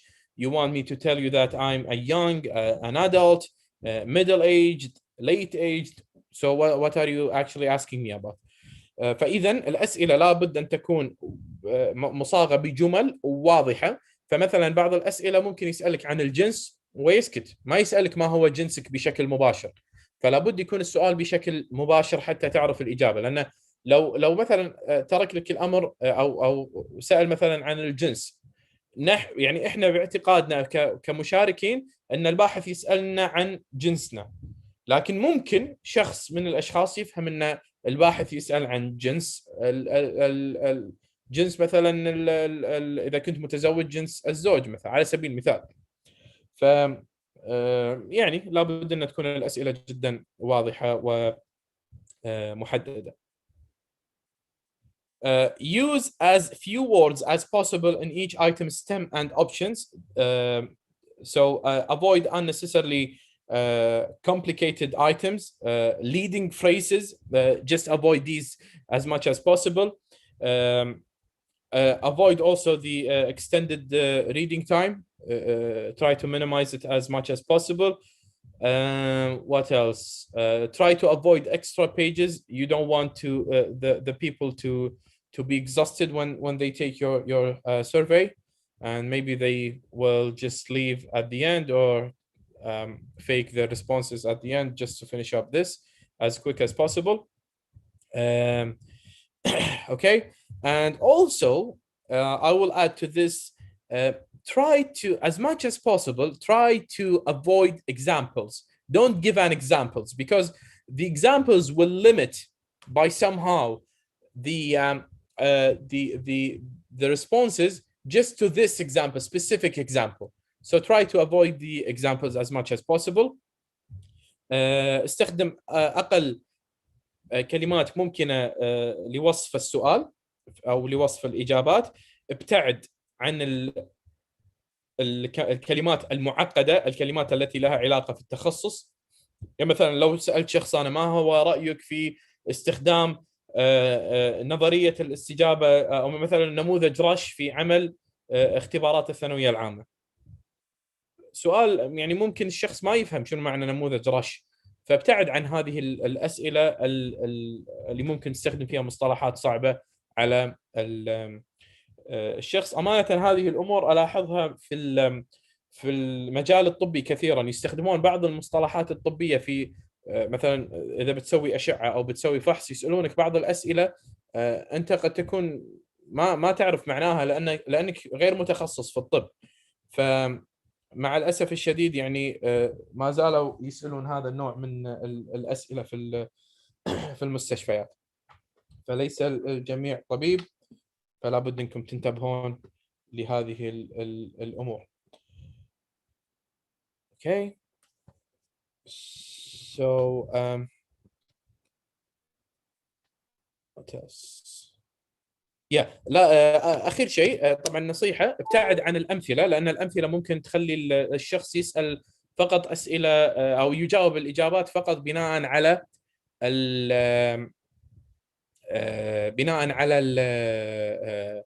المثال. فلا تضع أي مثال يوضح الأسئلة. اسأل الأسئلة بصيغة مباشرة، بصيغة واضحة، أفضل من أنك أنت تضع أمثلة. Use simple, familiar words. Avoid technical terms. jargons or slangs, as I suggest earlier. Use specific concrete words to specify concepts clearly.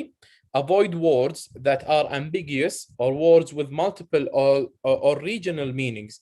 فابتعد قدر المستطاع عن الكلمات المبهمة الصعبة with multiple مع اللي يكون فيها أكثر من معنى. فما يحضرني مثال أمانة، لكن ابتعد عن هذه الكلمات قدر المستطاع اللي ممكن تفسر من أكثر من شخص. أمانة لا يحضرني مثال في استبانة من الاستبانات اللي حاولت أطبقها في دراسة من الدراسات. اكتشفت أمر عجيب جدا، في أن هناك بند من البنود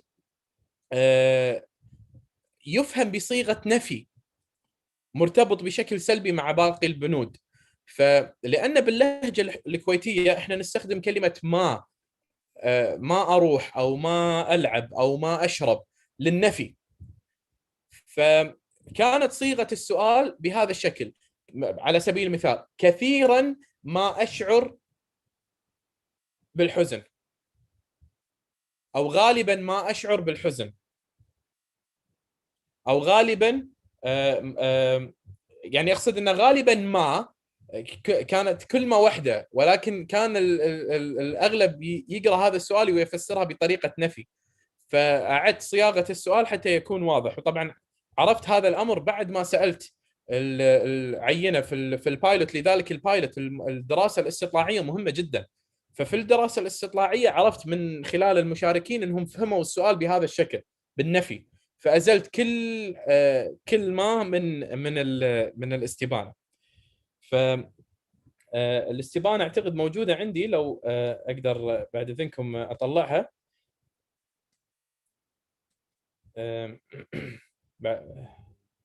let me just try to pull it out for you.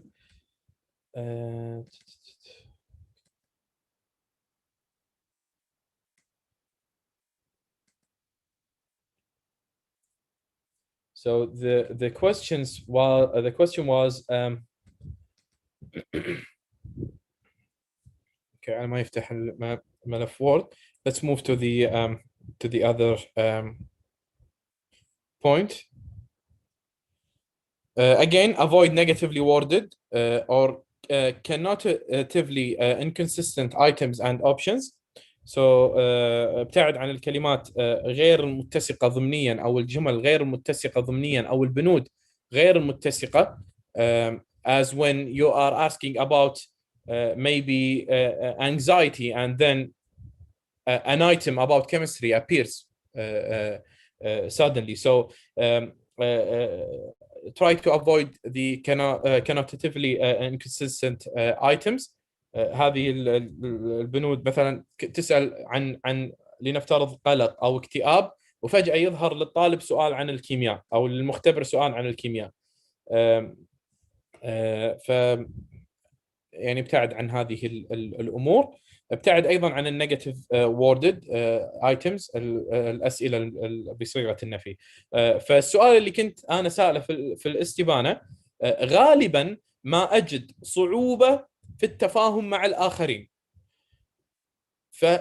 فالفكرة أن هي كلمة ما كانت كلمة زائدة. يعني السؤال المقصد اللي أنا كنت أقصده هو غالبا أجد صعوبة في التفاهم مع الآخرين، ولكن لأن باللهجة الكويتية نستخدم كلمة ما للنفي، فمعظم العينة من الكويتيين فهموها بطريقة النفي. فلا بد أن ننتبه لهذا الأمر في الاستبانات. وأمانة يعني كانت نتيجة يعني جميلة، استطعت أن يعني أفسرها بطريقة يعني جميلة جدا في البحث وقتها. نصيحة أخيرة: avoid leading or loaded items that suggest an appropriate response. ابتعد عن الأسئلة اللي تجبر فيها الشخص على اختيار معين. حاول تصيغ السؤال بطريقة موضوعية. So try to be subjective as much as possible. Okay, so as we discussed earlier, we got four different basically scales of measurement. in this workshop, we are going to cover the ordinal selected response and the nominal selected response. So these are related to the ordinal selected response. So first of all, balance the item stem. So don't ask question like, to what extent do you agree with the following? It's like forcing people to agree with the statement. Instead, you may balance it by asking them, do you agree or disagree with the following statements? So you always have to think about the other option. دائما أوزن السؤال. لا تسأل السؤال بطريقة تجبر فيها المشارك على أنه يوافق. مثلا لا تسأله إلى أي درجة توافق البنود هذه أو هذه البنود، لكن بدلها مثلا بصيغة أخرى، إلى أي درجة تتفق أو لا تتفق مع هذه البنود. فدائما فكر في التوازن، الاتزان مهم جدا. Response scale should be logically consistent with the item. Don't ever ask a question about how frequently, maybe how many times, how frequent you are doing this, and the options are agree, disagree, strongly agree, strongly disagree, because it doesn't make sense. They are not consistent with the item stem. فلا تسأل، لا تضع بنود أو لا تضع اختيارات لا تتناسب مع طبيعة السؤال. فتسأل مثلا عن الوقت، ما هو مقدار الوقت المستخدم مثلا أو للدراسة، فالاختيارات تكون موافق، موافق تماما، غير موافق، غير موافق، فالاختيارات ما لها علاقة في السؤال. Choose an appropriate rating scale length. In general, 4 categories may be sufficient. However, there is no consensus in the literature yet. So it doesn't really matter whether you use 3, 5, 7, 9, 10. It doesn't matter. So there is less, to be honest with you, a lot of, there are many studies on that. For test items, 3 are ideal. 3 options are ideal.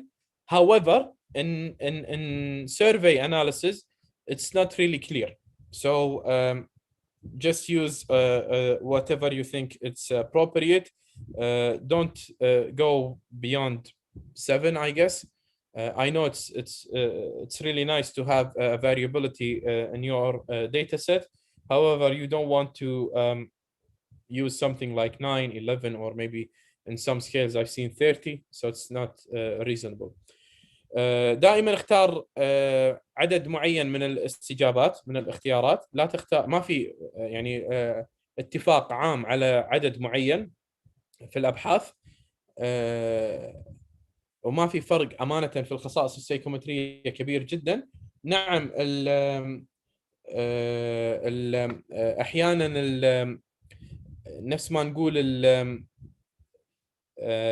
نوعا ما يعني جميل يكون عندنا تباين في العينه في الاجابات، لكن ان احنا نروح مثلا الى 9 11 في بعض الابحاث شفتها، في بعض عفوا الاستبيانات شفتها 30، فامر يعني كبير جدا مو منطقي وغير قابل للتفسير ان نصل الى هذا الحد.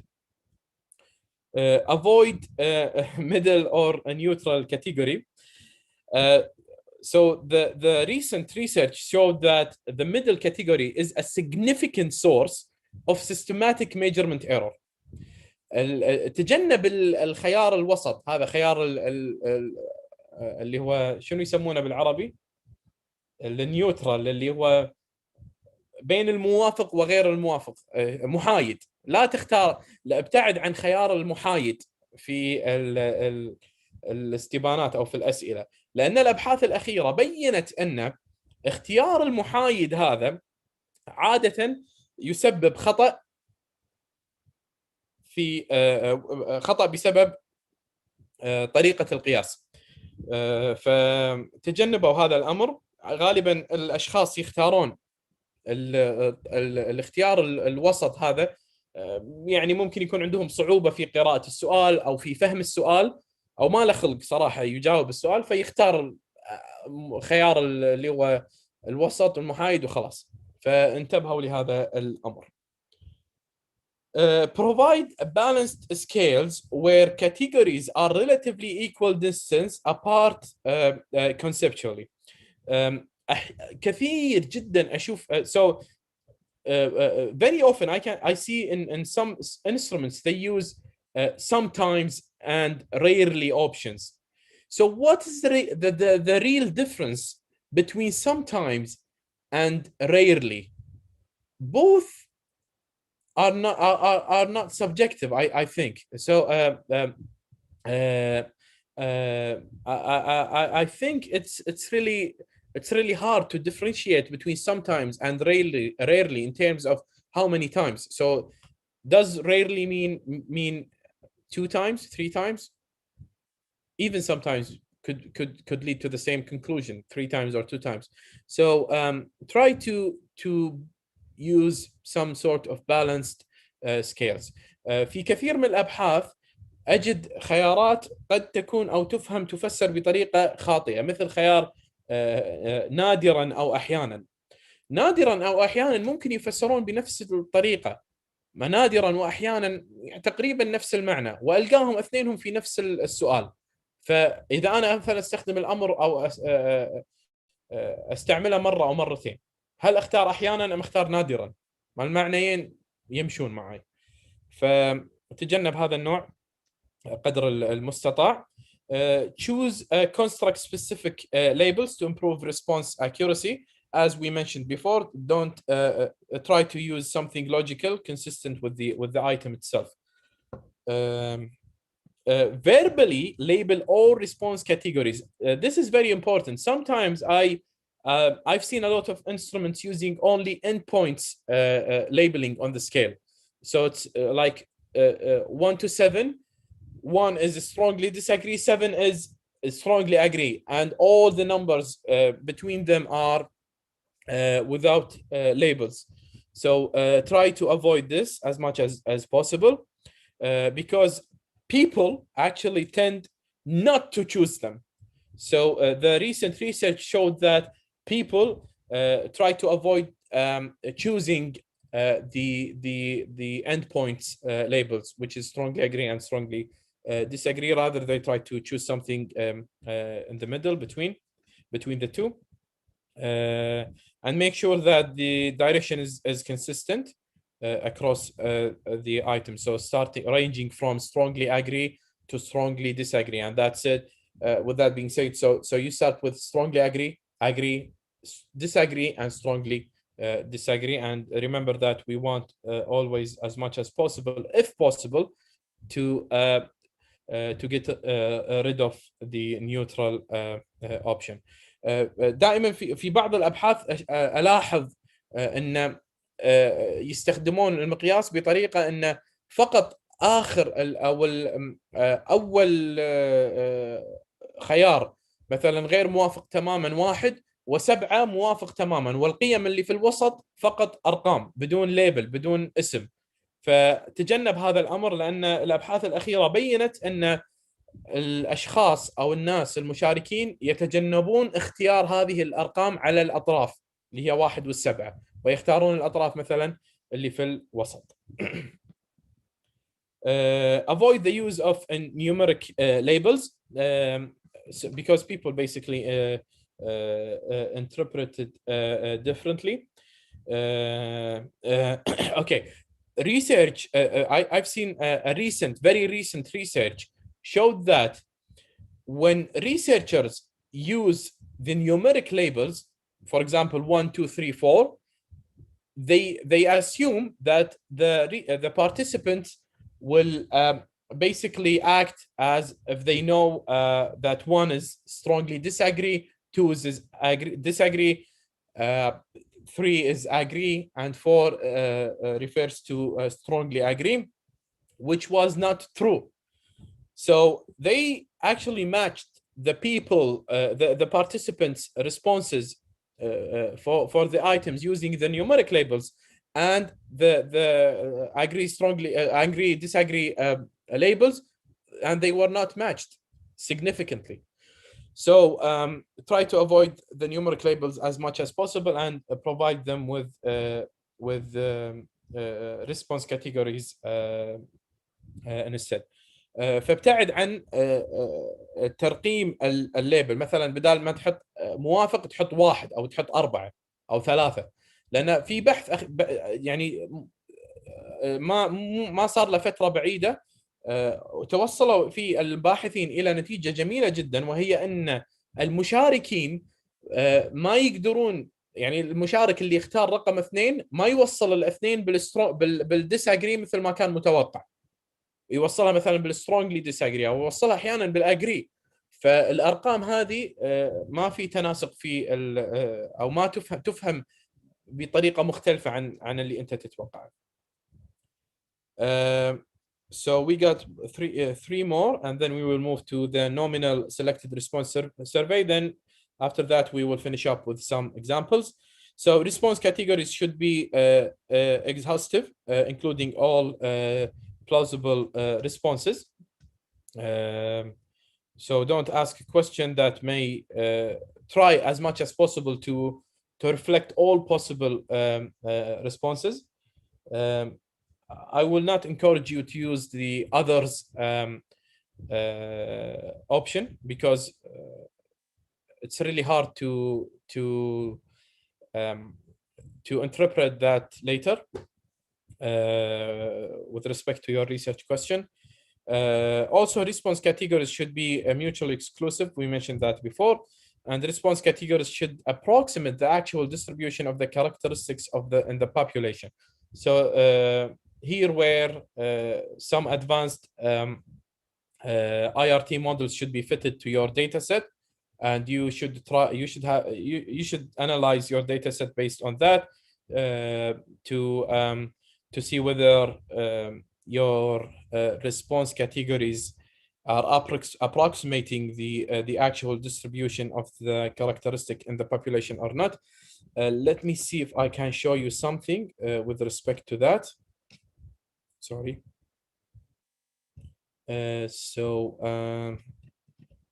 Hopefully I can find something here.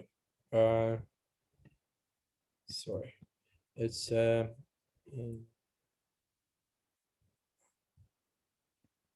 I showed that in the previous workshop. So what I did is I fitted an IRT model to my data set, and I analyzed them to make sure that they follow this pattern, this trace line. So this means that my options were working appropriately. And this is something, if you are advanced, you may do it as well. Yeah, it's something very interesting if you want to further look into your options, and to make sure your options are appropriate and approximating the actual distribution of the characteristic of the study. So if it's anxiety, if it's IQ, whatever. Okay, so moving to nominal selected response survey items. Place options in alphabetical order or logical order. So it doesn't really matter. So sometimes people are offended if the researcher tend to tend to write females before males when asking people about their gender.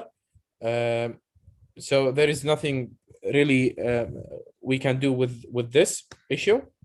So it's really something I would say subjective. Avoid the other option, as I suggest before. So try as much as possible not to use the other option, as it's really going to complicate your data analysis procedure. You will end up with many other options that you cannot deal with, and you can't even report. So it's like waste data. Okay. Okay, so use forced choice items instead of check all that apply items. Sometimes I'm 100% sure you have seen some studies where you can choose more than one option. Just try to avoid this as much as possible. Instead, use forced choice items. So just a single item. Again, it's going to complicate your data analysis procedure if you have some questions that are asking participants to check all that applies. Use differently shaped response spaces to help respondents distinguish between single responses, so circles, and multiple responses, squares. Sometimes if the question, if you are forced to use a question where you have to ask people about or to tick more than one answer, most of the online survey platforms will do that for you simultaneously, so you don't have to think about it. However, if you are designing this and deliver the survey in a paper and pencil format, then try to, as much as possible, to use different shape for questions where you are asking people to tick or to choose multiple options. Okay, usually circles are assigned to single responses and squares are assigned to multiple responses. Again, it's not something scientifically driven, but it's something we use in the field. Okay, avoid ranking items. So don't ask participants to rank items from most important to the least important one, because they tend to choose the most important and then the less important, and everything in the middle is just they just fill it out without really an idea why they are doing this. Okay, so that's all related to the guidelines. I hope it was clear enough and I was as concise as possible. So last thing we have before going to the Q&A session, I have some examples for you guys, and I would really like to discuss this with you. So if you want to answer the question, you are more than welcome to raise your hand, and then we will open up your mic to discuss this question and what's wrong with it. So every single example I will show you now have some sort of problem with it. So your goal is to find what's the problem and to come up with a solution that may help us to rewrite the item. Okay, so then after that we will go to the Q&A session.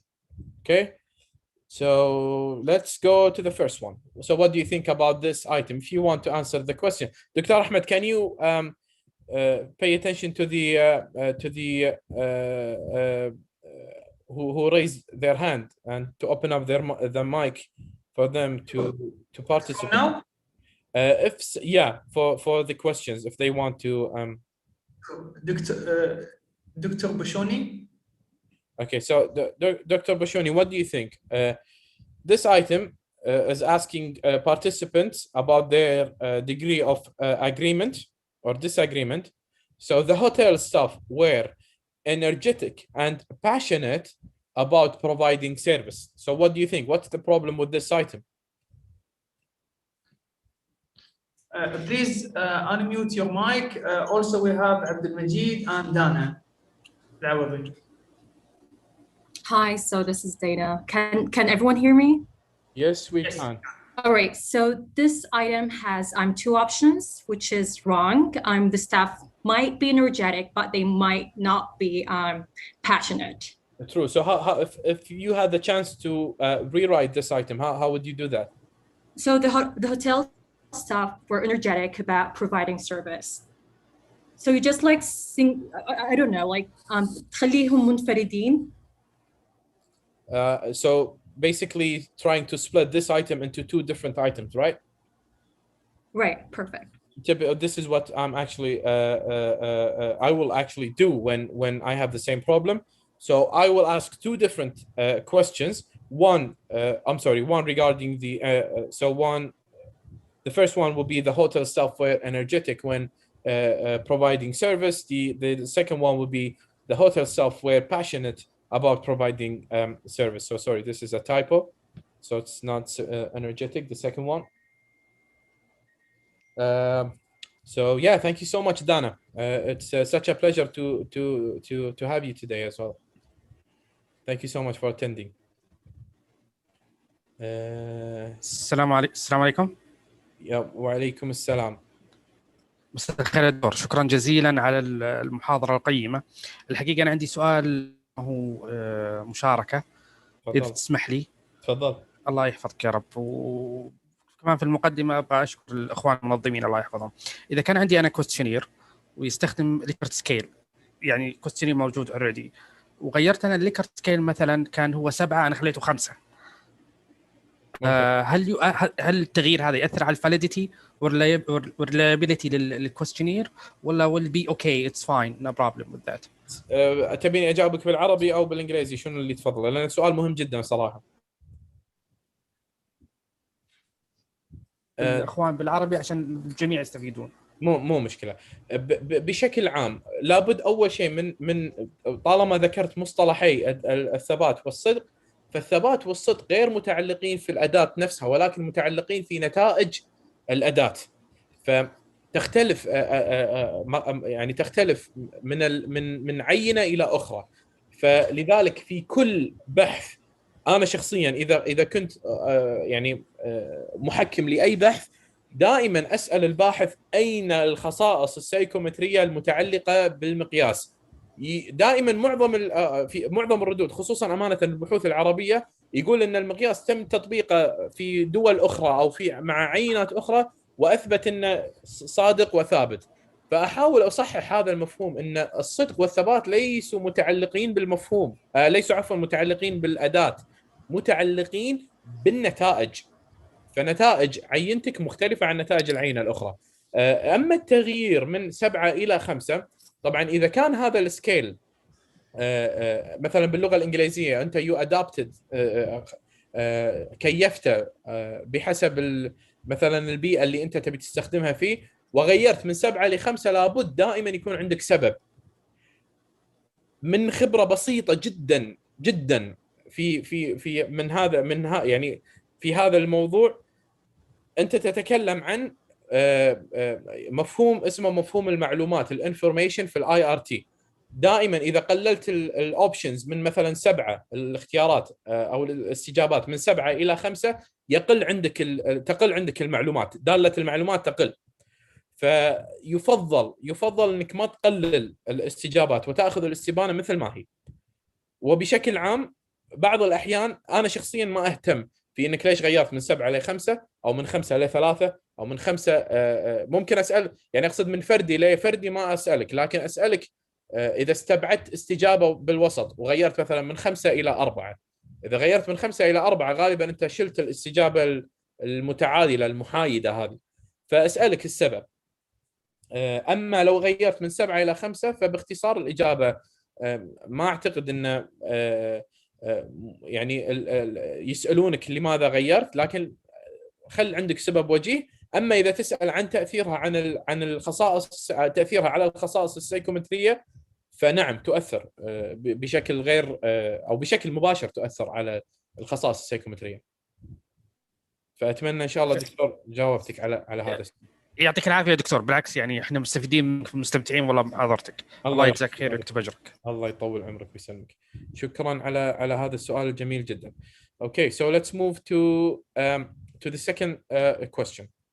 So before going to this, reading this question, just a quick note from the United States. So some state laws restrict the schools, the universities, to use the tuition revenue to cover some institutional stuff not related to the educational instructional cost directly. So every student, every tuition revenue should be paid to staff, paid to professors, and you cannot build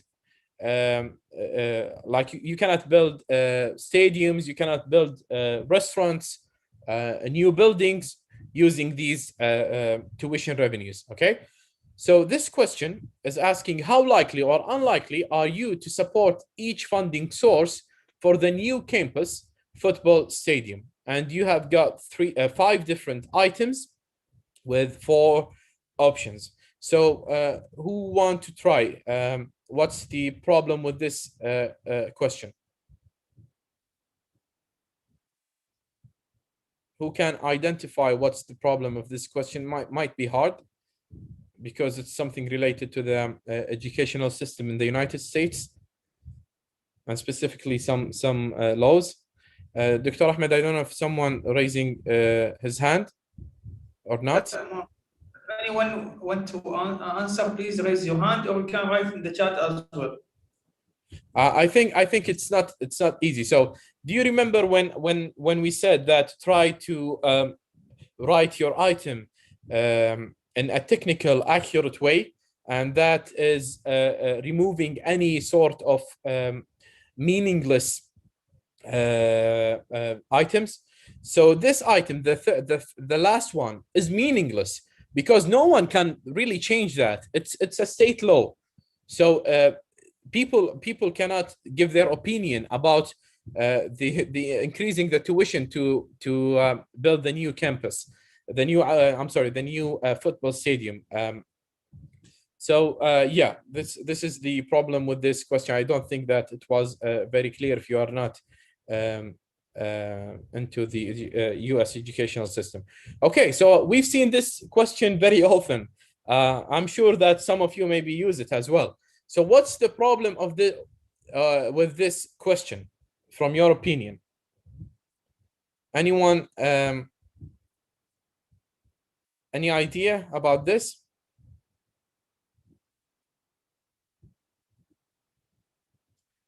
I think someone's incomplete statement.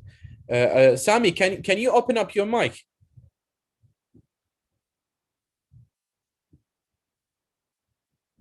We have Dana and Dalal, Dana Al-Awadi and Dalal Al-Shabti.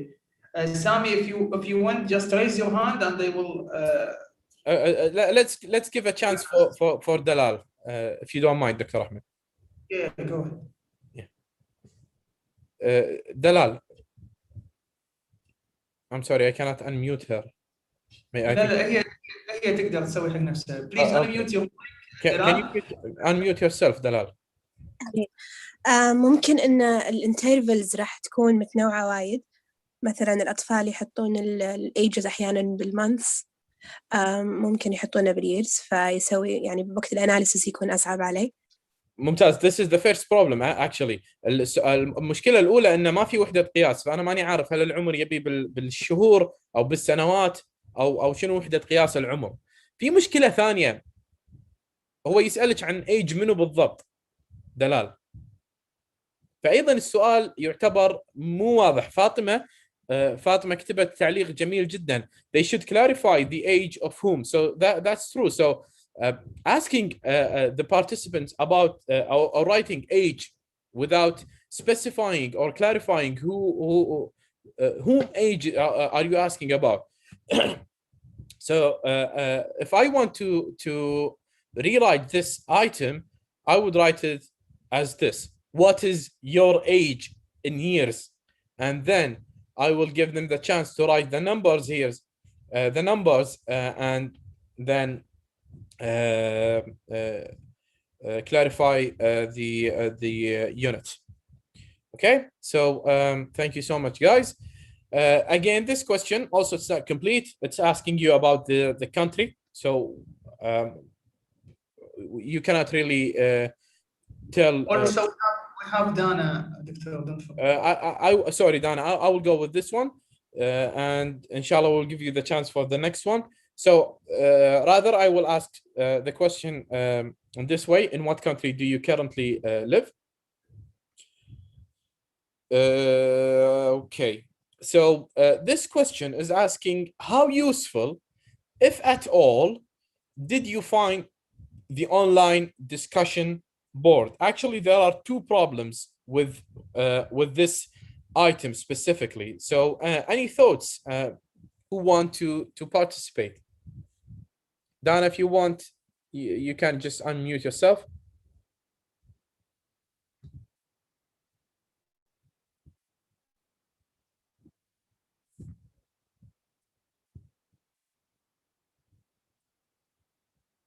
Dana. Okay, it seems like Dana is busy. Dana, your mic, please. Anyone else? Anyone want? Okay. Since you started the sentence with how useful, you're forcing the participants to answer in like this way, like the useful way. True. So you are trying to you are trying to say that we are forcing participants to claim that this is useful, right? Right. So this is one issue, right?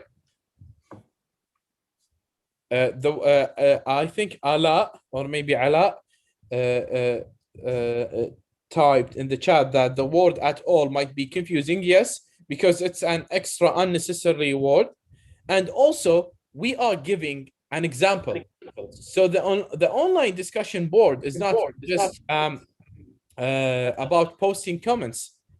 It could be posting comments, answers, questions. So participants will perceive as if this question is asking about their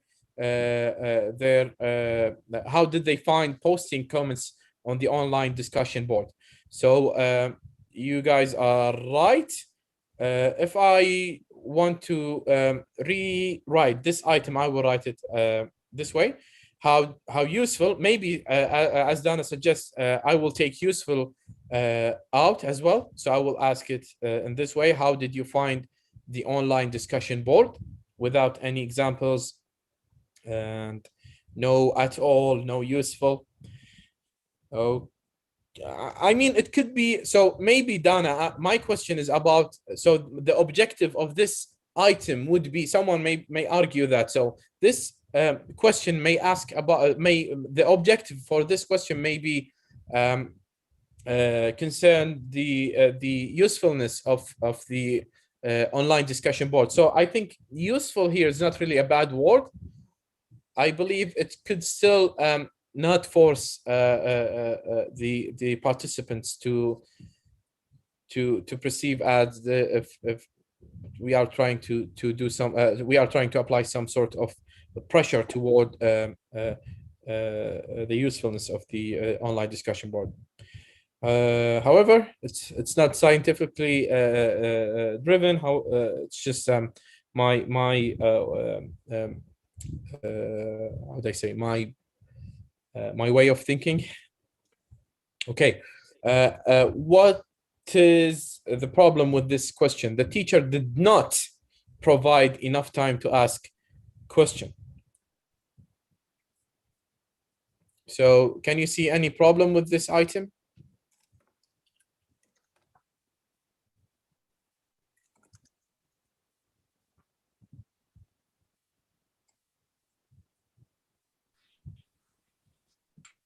Okay, so the problem is with the not.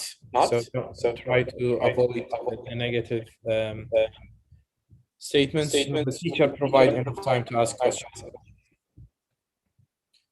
Okay, so this question: 4 out of 5. Sorry, I think someone is Dan, I believe your mic is open. So yeah, thank you so much. If you can unmute. Okay. So 4 out of 5 dentists use brand X toothpaste. Which brand of toothpaste do you buy for your family? So you are trying to apply some sort of pressure to force the participant to go with brand X, and this is clear here. So this is the problem with this question. Okay, so this question, my job is important to the mission of the organization. It seems like this is a leading question. So no one would really say that his job is not important to the mission of this organization, especially if the HR department and the organization is asking this question. Otherwise, he will be losing, or she will be losing her job. So it's like a leading question toward strongly agree, definitely. And you also may see the options. 3 of the options are in the agree direction, and just single a single option is in the disagree direction. So this is also another problem with this statement. Okay. Look at these stems. To what extent do you agree with the following statements? Please rate your level of satisfaction with your student experience during the last school year. How often did you do the following?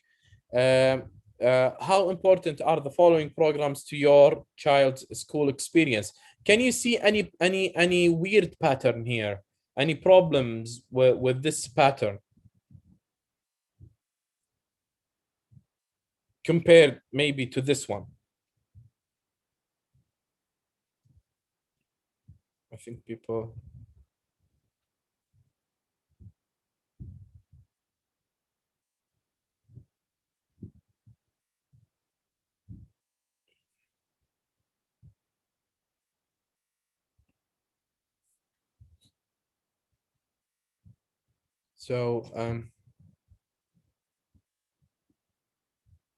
So basically here the issue was balancing the item stem. So you should balance the item stem here and try to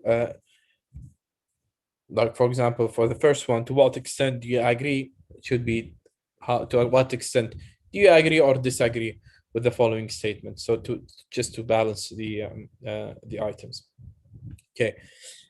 Here, to what extent do you agree or disagree with uses of ebooks and reading devices? A, I will use ebooks in class. Agree, tend to agree, tend to disagree, and disagree. Do you see any problems here, any issues?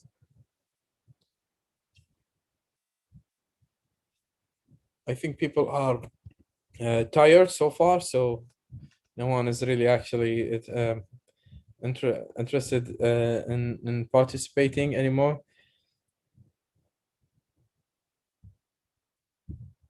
Confused, Dalal, yes, true. So confusing category. So it seems like there is no how would I say that? So there are no differences. But how would you differentiate between agree and tend to agree? So they mean the same thing. Tend to agree is basically agreeing. So here could be dichotomized rather than using these weird options. So compared to this one, how frequently is each of the following used in your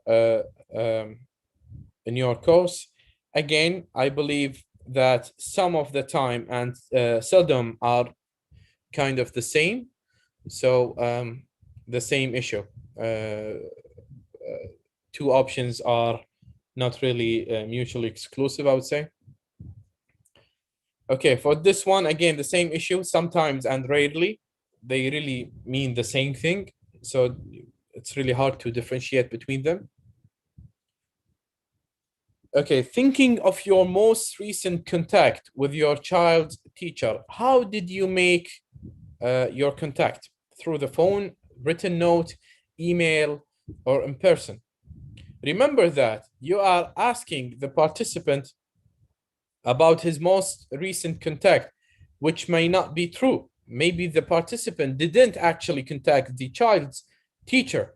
So you didn't provide any sort of option indicating that he didn't or she didn't contact the teacher.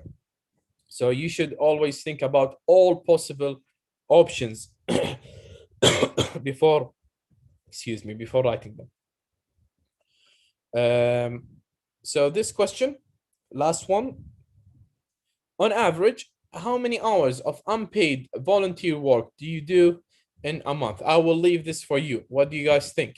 What's the issue with this item?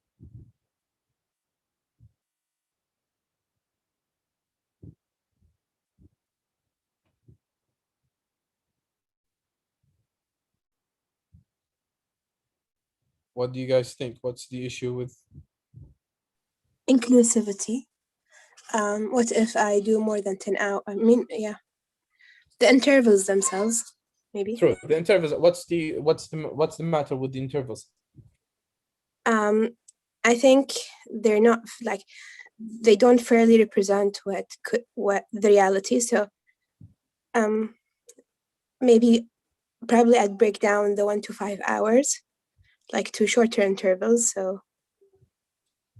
Sure. What about if you are using if you are doing the volunteer work for 5 hours? Would you go with the second choice or the third choice? Yeah, so there's an overlap. Right, there is an overlapping and some sort of they are not mutually exclusive. So yeah, that's right. I think Hanan also and Hanan and Sami basically to say the same thing. Thank you so much. I think Dalal was answering the question, right? Yeah, thank you so much, Dalal. And thank you so much, guys, also for us, Hanan and Sami. Okay, that's it for today. It's such a pleasure presenting this workshop. Again, thank you so much for having me, Dr. Ahmed. And I'm really happy to answer any questions you guys have today. I mean, in this workshop now or maybe later. If something comes up to your mind, you can always reach to me on my social media accounts. Basically, I use the same account, Nasser and Hassan, maybe through LinkedIn or maybe ResearchGate. So just feel free to contact me, and I'll be more than happy to help. And we will have 10 minutes of Q&A. And sorry again for taking too much time. Afnan is asking. Sorry, Dr. Ahmed. Yeah, thank you so much, Doctor, for your effort and for your time as well. And also, I want to thank all the audience for attending in the YouTube and Zoom. We have, can you copy, please, your ResearchGate? There is a couple of audience in the YouTube asking you for your research. Inshallah. So.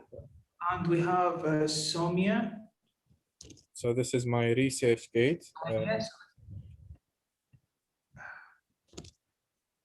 Okay, and this is my LinkedIn page. And this is my social media account. Okay, shall I just proceed with the Q&A, Dr. Ahmed, please? We have just Sumaya, then go ahead in the Q&A. Sumaya. السلام عليكم. أنا في الحقيقة عندي تقريبا 4 أسئلة، إذا ممكن أسألهم ولا لا؟ يا تفضلي. Sure. طيب، السؤال الأول: What are the differences between reflective and formative measures? Second question: After computing the ordinal data and get the... I'm sorry, Sumaya. Can I answer the questions one by one, please? تفضل. Okay, so for you, I think you really mean the formative assessment, because formative measures are really some sort of advanced IRT models that where you actually consider more than one variable causing to be a cause of a latent variable, and it's really something really hard to fit and to estimate as well. So does this what you are meaning, or do you mean the formative assessment that is used in the classroom? لا اللي هي الاسسمنت Okay, so assessment. So basically, formative assessments.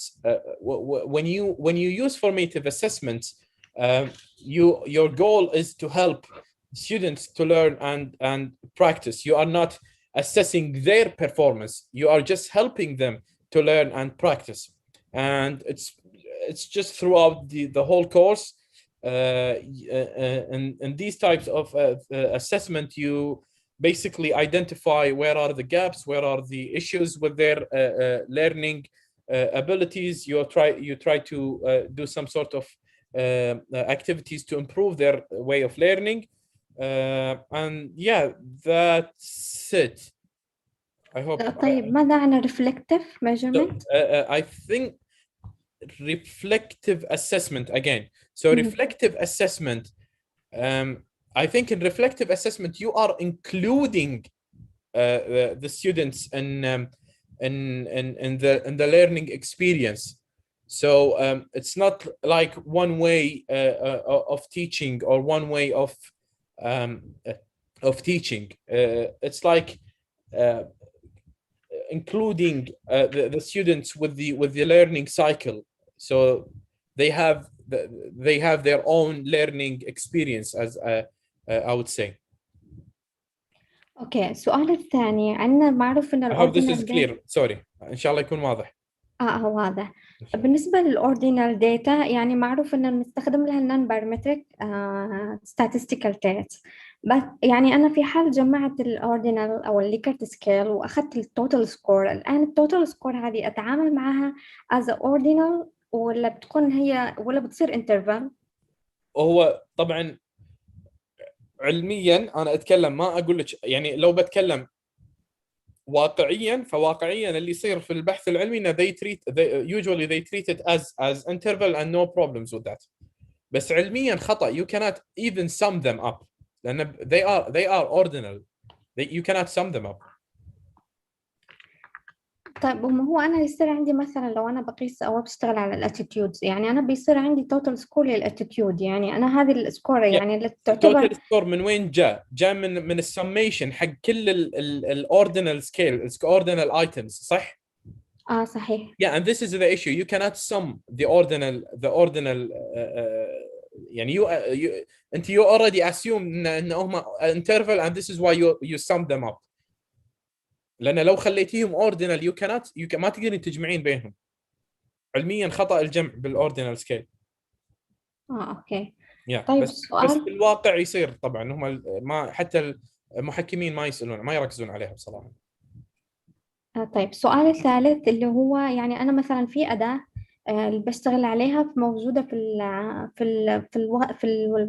بشتغل عليها في الوطن العربي، فأنا ما قدرت أوصل للباحث اللي اشتغل هذا المقياس عشان أخذ منه تصريح بإني أستخدم الأداة، وكمان ما قدرت أحصل منه على psychometric properties اللي هو تحصل عليه، لأنه تعرف المفروض إن إحنا نسوي reporting للpsychometric properties اللي هو تحصل عليها. صحيح. في هذه الحالة أنا كيف أتصرف؟ first of all you have to declare هذا في البحث. لازم تبينين انه تم يعني حاولنا ان نتوصل للباحث وما استطعنا. هذه الامور في اخلاقيات البحث لابد ان انت you have to declare it and to state it بالميثودولوجي. انزين شلون حصلتي على يعني على اداه القياس نفسها؟ لو حصلتيها مثلا من الانترنت حطي السايتيشن ان انت يعني لو كانت موجوده في الانترنت published ممكن انك انت تستخدمينها وتحطين السايتيشن. بس بعض الاكزامينرز بيكونوا متشددين، مثلا بيقول لك طالما انت ما قدرت تحصل على الاذن فلازم انت تاخذ من تصريح من صاحب المقياس الاصل اللي هو مثلا في الانجليش فيرجن وتعمل ترانزليشن بنفسك وتعيد البروسيس حق الفاليديشن يعني. اي وهي مشكله حتى الادابتيشن يحتاج ايضا موافقه صاحب الشأن يعني قبل. فهذه الامور اذا ما استطعتي انك انت تتوصلين للباحث ف you have to declare that in the methodology section. معلش طولت السؤال الأخير اللي هو هل توجد مثلا مجموعات بحثية في تويتر أو الفيسبوك يعني بيشتغلوا في القياس التقويمي، مثلا واحد يقدر ينضم لهم ويتابع أشغالهم أو لو في future calibration معهم؟ To be honest with you, I'm not aware of any groups even within the states or maybe the United Kingdom as well. ما اعرف اي احد يشتغل في القياس والتقويم، غالبا شغال with my advisors، يعني ما اروح بعيد بصراحه. اوكي شكرا جزيلا. العفو، حياك الله، موفقه. وعلى قولتهم just try to work with make the connections through the media, through ResearchGate or whatever academic platforms you are using. شيء جميل جدا ان تتوصلين او تبنين فريق بحثي معك وتشتغلين معه. شكرا على الإجابات. شكرا، حياك الله سمية. في احد بعد؟ الدكتور احمد ولا دلال؟ في دلال بس، دلال وبعدين الكيو اند اي اسئله. تفضلي دلال. السلام عليكم. وعليكم يعطيك العافية يا أستاذ ناصر على المحتوى المفيد. الله. أنا أسئلتي متعلقة بالنقطة اللي قلتها على لما نحط نضطر نستخدم tick all that applies بالسيرفي. أفضل أن بس بتأكد من هالنقطة، أفضل أن نستخدم formatting مختلف عن باقي الأسئلة. صح؟ اي اقصد الديزاين نفسه، يعني مثلا انت اذا استخدمتي اونلاين فيرجن مثلا كوالتركس او سيرفي مونكي راح يحول الشكل من دائري راح تشوفينه يصير مربع. اوكي. اي اما لو انت كنتي بتسوين يعني you want to deliver your survey as a paper and pencil survey يعني make sure ان الديزاين يكون مختلف حق الدائره عن المربع. ممتاز. انزين عندي سؤال، هل في كيس الاستخدام حق tick all that applies يكون favorable مثلا medical diagnosis لما يكون عندك أعراض متعددة يعني listing وكذي، هل في هالحالة يكون favorable إن أنا أستخدم tick all that applies؟ طبعا، لأن نرد ونقول أي سؤال أنت تحطينه بالكويستشنير أو بالسيرفي لازم يكون له هدف معين. فإذا أنت الهدف هدفك إنك تبين تعرفين شنو الأمراض اللي عند هذا الشخص أو شنو المشاكل اللي يعاني منها هذا الشخص، ممكن تحطين له مجموعة أمراض ويختار من بينها. ممتاز. إنزين بس النقطة الأخيرة، هل في رينج من ناحية عدد الأسئلة، كمية الأسئلة، الوقت اللي يستغرقه السيرفي عشان نحله حق يعني encouraging adherence ولا encouraging participation؟ ممتاز. نقطة التايم to complete the survey نقطة وايد مهمة أمانة. في you have to always pay attention to this point when you construct a survey. بعض طبعا هو السيرفي can take up to 30 minutes and after that the participants راح يصير فيهم زهقنا يلا نبي نخلص. I think this ما عندي صراحة خلفية علمية عن هذا الموضوع، لكن من خبرة شخص يشارك في يعني دائما تقيسيها على نفسك. هل لك خلق تشاركين بشيء اكثر من 10 دقائق وانت بس مجابله الكمبيوتر وتقرين وتجاوبين؟ ف يعني ابتعدي عن الاسئله الطويله او السيرفيز، اذا يعني لا يكون طويل وايد، المهم يتحقق الاهداف باقل وقت ممكن. هذا اللي اقدر اقوله. ممتاز، يعطيك العافية. الله يعافيك، ومشكوره الدكتوره دلال على المشاركه. اعتقد سميه وساره عندهم اسئله. الدكتور احمد. ساره العزي. ساره تفضلي. ساره.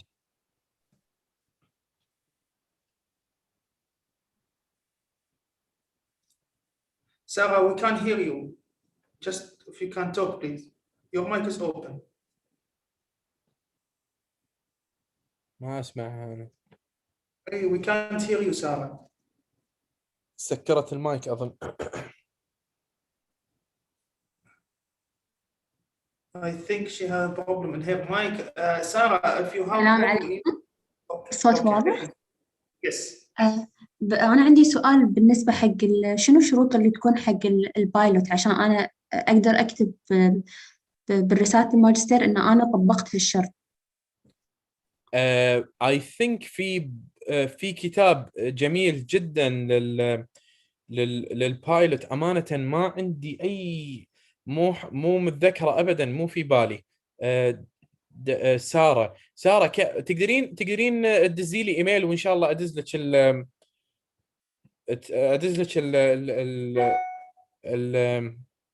أدز لك المصدر. just email. تمام. I will type my email now in the chat. اوكي. اوكي. عندي سؤال ثاني، شلون اتاكد اذا انا الحين السيرفي سويته ويعني كان طويل ولا لا؟ انا اخاف ان اسوي السيرفي يكون طويل يعني لما انشره الناس تمل وما تجاوبني. والصراحه باي بايلوتينج ات، اه عشان كذي هذه فائده البايلوت، انه هو يوريك اشياء. يعني البايلوت هو بحث مصغر، فانت تقدرين تاخذين منه حتى هذه التفاصيل اللي هو طويل مو طويل، لهم خلق، زهقوا ما زهقوا وهم يجاوبون. فهذه الاشياء من ضمن البايلوت تعرفينها. يعني من الشروط مثلا هل يكون لازم اعرضه على الاقل على 10 بروفيسور بنفس المجال يكونون عارفين؟ يعني هذا واحده من الشروط. انا هذا اللي هو كان this is part of تحكيم الاداه، مو البايلوت. البايلوت when you actually distribute the survey، لما تنشرين الاستبانه، يعني يشاركون فيها ناس صجيين من ضمن العينه. اعتقد ان من 50 ل 100 عدد مقبول. نسيت كم كان مكتوب بالكتاب، بس كان في معادله تحسبين كم عدد العينه اللي كافيه. انا اذكر طلع معي 50. بالمعادله اللي كانوا حاطينها، بس ما اذكرها، ما تحضرني ابدا صراحه. اذا نزلتي لي ايميل راح اقدر اطلع لك اياها. تمام. بس عندي سؤال أخير. بالنسبة حق إذا كان عندي ليكرت سكيل وكانت في واحدة منهم إن تكون محايدة، هل هذا يعني غلط إنها تكون موجودة ولا عادي؟ مو غلط، لكن الابحاث العلميه او الارجيومنت اللي موجود في وسط القياس والتقويم الحين، انه ما في شيء اسمه انت محايد في موضوع ما، اما تكون مؤيد له او معارض. يعني قصدهم انه ما في رمادي، يا ابيض يا اسود. انا مع هذا الارجيومنت امانه، لذلك قلت هذه النصيحه. لكن ما في على قولتهم اتفاق عام عالمي على هذا الموضوع. لكن اذا تتكلمين من ناحيه ابحاث علميه، فالابحاث الاخيره بينت ان الناس يصير فيهم نفس some sort of social desirability to choose the neutral option. او ساعات يكون ما يفهم السؤال، فبدال ما يختار agree و disagree خلاص يروح يختار النيوترال لانه ما فهم السؤال. عرفتي وين المشاكل ساره تصير؟ إيه فهمتك. بس واحنا نسويها باستبانات الجامعه احيانا صراحه. يسالونا بعض الاسئله نكون مثلا ما نخلق او ما نخلق نقرا السؤال، فنحط نيوترال يعني بسرعه مش حالك. أوكي تمام. بس بالنسبة حق الإيميل ريسيرش جيت، لا هذا لا هو الإيميل؟ لا ايميلي كتبته لك بالشات. ناصر دوت اوكي سوري، كتبته حق اي سوري انا لست اتنديس. مشكور دكتور. سوري شكرا، يعطيك العافية، ما قصرت أستاذ. الله يعافيك ويرحم والديك. شو يسميك، حياك الله، مشكور على اسئلتك. Okay, we answered this question. We answered this as well. ممكن نحصل على المادة العلمية في طريقة ندز لهم المادة العلمية دكتور؟ اي نعم دكتور، لو ترسل لي اياها اقدر ادزها حق الحضور. بإذن الله تم إن شاء الله. ممكن تشاركنا الباوربوينت إن شاء الله. تم تأجيل الأسئلة للأخير. هل يفضل استخدام استبانة تم تقنينها على مجتمع الدراسة مثل المجتمع الكويتي، أم الأفضل اختار استبانة لم يتم تطبيقها؟ يعتمد خصوصا في مواضيع يعني أبحاث الماجستير والدكتوراه، لازم يكون الموضوع نفس يتسم بالأصالة. الأصالة يعني شيء ما حد سواه من قبل. فإذا كنتي تتكلمين عن بحث تبين تشتغلين عليه للنشر فقط، يعني ممكن تستخدمين مقياس مقنن اوريدي. لكن اذا تبين تتكلمين عن مشروع دكتوراه او مشروع ماجستير، الافضل ان تقننين اختبار على ان انت تستخدمين استبانه جاهزه افنان. اتمنى جاوبتك افنان المقاطع. نواف الزعابي اتوقع، هل مهم حساب صدق الاستبانه بطريقتين فيس فاليديتي؟ الصدق الخارجي هو الاكسترنال فاليديتي مو الفيس فاليديتي. صدق الاتساق الداخلي الانترنال كونسيستنسي. ايضا الانترنال كونسيستنسي اخوي نواف يعتبر نوع من انواع الثبات، ثبات الدرجات وليس الصدق. مفهومين وايد يستخدمونهم بالبحوث العربيه لكنها مفاهيم خاطئه. ف يعني ممكن يكون يعني الابحاث دائما او الجايد لاينز يعني تميل الى انه يكون في نوعين على الاقل من طرائق الصدق ونوعين من طرائق الثبات. انا شخصيا كوجهة نظر ما اشوف، يعني لو مثلا سويت في الثبات مثلا سويت كرونباخ الفا اللي هو حق الانترنال كونسيستنسي، ومثلا سبليت هالف ميثود، الاثنين بيوصلون لي نفس النتيجه، ما راح تتغير النتيجه. فشنو الهدف اني استخدم اكثر من على قولتهم طريقه. فاتمنى جاوبتك. ثانك يو. هل المحاضره مسجله؟ نعم اعتقد انها مسجله. thank you thank you so much. what's the appropriate sample size? It's really a hard question, Dana. Depends again. If you want to a sample size for so there is something called a central limit theorem. The central limit theorem states that whenever your sample is larger than 30, it's well enough, but I don't believe that more than 30 I'm sorry 30 is really enough. So هو صار عليها نقد كثير ومناقشه كثيره دكتور. هذه انا صراحه بالدكتوراه يعني قعدت كتبت يمكن عليها شابتر كامل. اي وايد صعب دانا. عشان كذي قلت حق دانا سؤالها صعب، بس دانا زميله معي في الكليه، ف امانه اسئلتها جدا جدا مهمه. انا ادري ان هذه الاسئله عشان البحث اللي بتشتغل عليه هي ان شاء الله، فاحاول افكر باجابه على قولتهم. انا اقول لك دانا، اذا تبين جواب، اذا تقدرين تدزي لي ايميل اقدر ارد عليك، لان انت بكل بساطه اللي راح تسوينه ما راح تقولين تتكلمين عن نفسك، لا لازم توثقين كلام او تردين عليهم بريفرنس. صح. فاذا قلتي regarding كذا كذا وهذا الاوثر هو publish his or her paper in high rank journal, so that's it. يعني انت تبين المعلومه هذه موجوده في يعني منشوره في مجله رانكها عالي مثل 3 ستار ان اي بي اس، 4 ستار اي بي اس، سو اون. فاذا كان كذي خلاص يعني انت بس تحطين ريفرنس وذاتس ات. كلام الدكتور ناصر لما قال مو موثوق فيه يمكن هذا كلامه، وفي دكاتره ثانيه متفقين مع ناصر، ولكن في ايضا دكاتره ثانيه مو متفقين. فاتس ديبند يعني. انا عندي واحد من الابحاث ارقام دكتور، فاروح حق الباور اناليسيز على طول، اسهل شيء عندي. اي ف using power analysis could give you some sort of an indicator on what's the appropriate sample size. But again, the power analysis will give you something between maybe 250 to 80, which still I think it's really inappropriate, to be honest with you. But again, just email Dr. Ahmed, maybe he will help you with something else. So I think that's it. Dr. Ahmed, جاوبنا كل الأسئلة.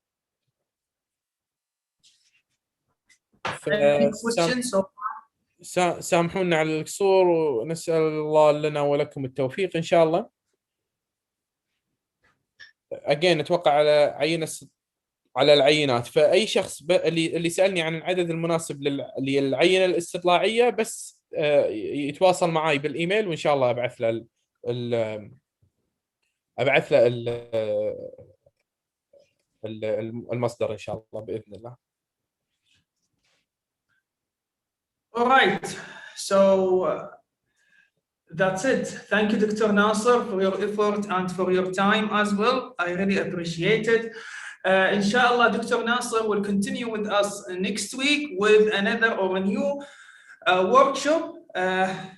Those are, sorry, this is for the YouTube. Give me a second. For just a minute. I will announce it, inshallah, tonight or tomorrow. The next workshop. I put all the links for the for ITAR account that I will announce the next webinar.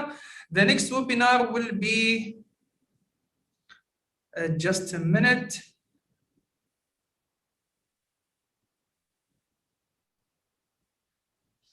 So I think we agreed, me and Dr. Nasser, it will be about multiple regression analysis using R. Multiple regression analysis using R. It will be in the same day, same time next week, inshallah. Thank you so much, Dr. Nasser. Do you have any last word before we end this session? I would really take the chance again to thank you so much, Dr. Ahmed, على هذه الاستضافة.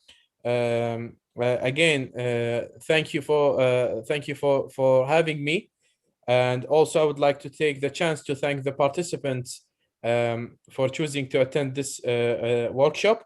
I hope it was beneficial to you guys, and hopefully, inshallah, we'll see you next week. Inshallah. Thank you so much, guys. I really appreciate your attendance. I know it's long, but I hope it's beneficial, as Dr. Nasser said. Dr. Nasser, thank you so much. I really appreciate your time and effort. Inshallah, You're أشوفك next. Inshallah. Salam. Thank you.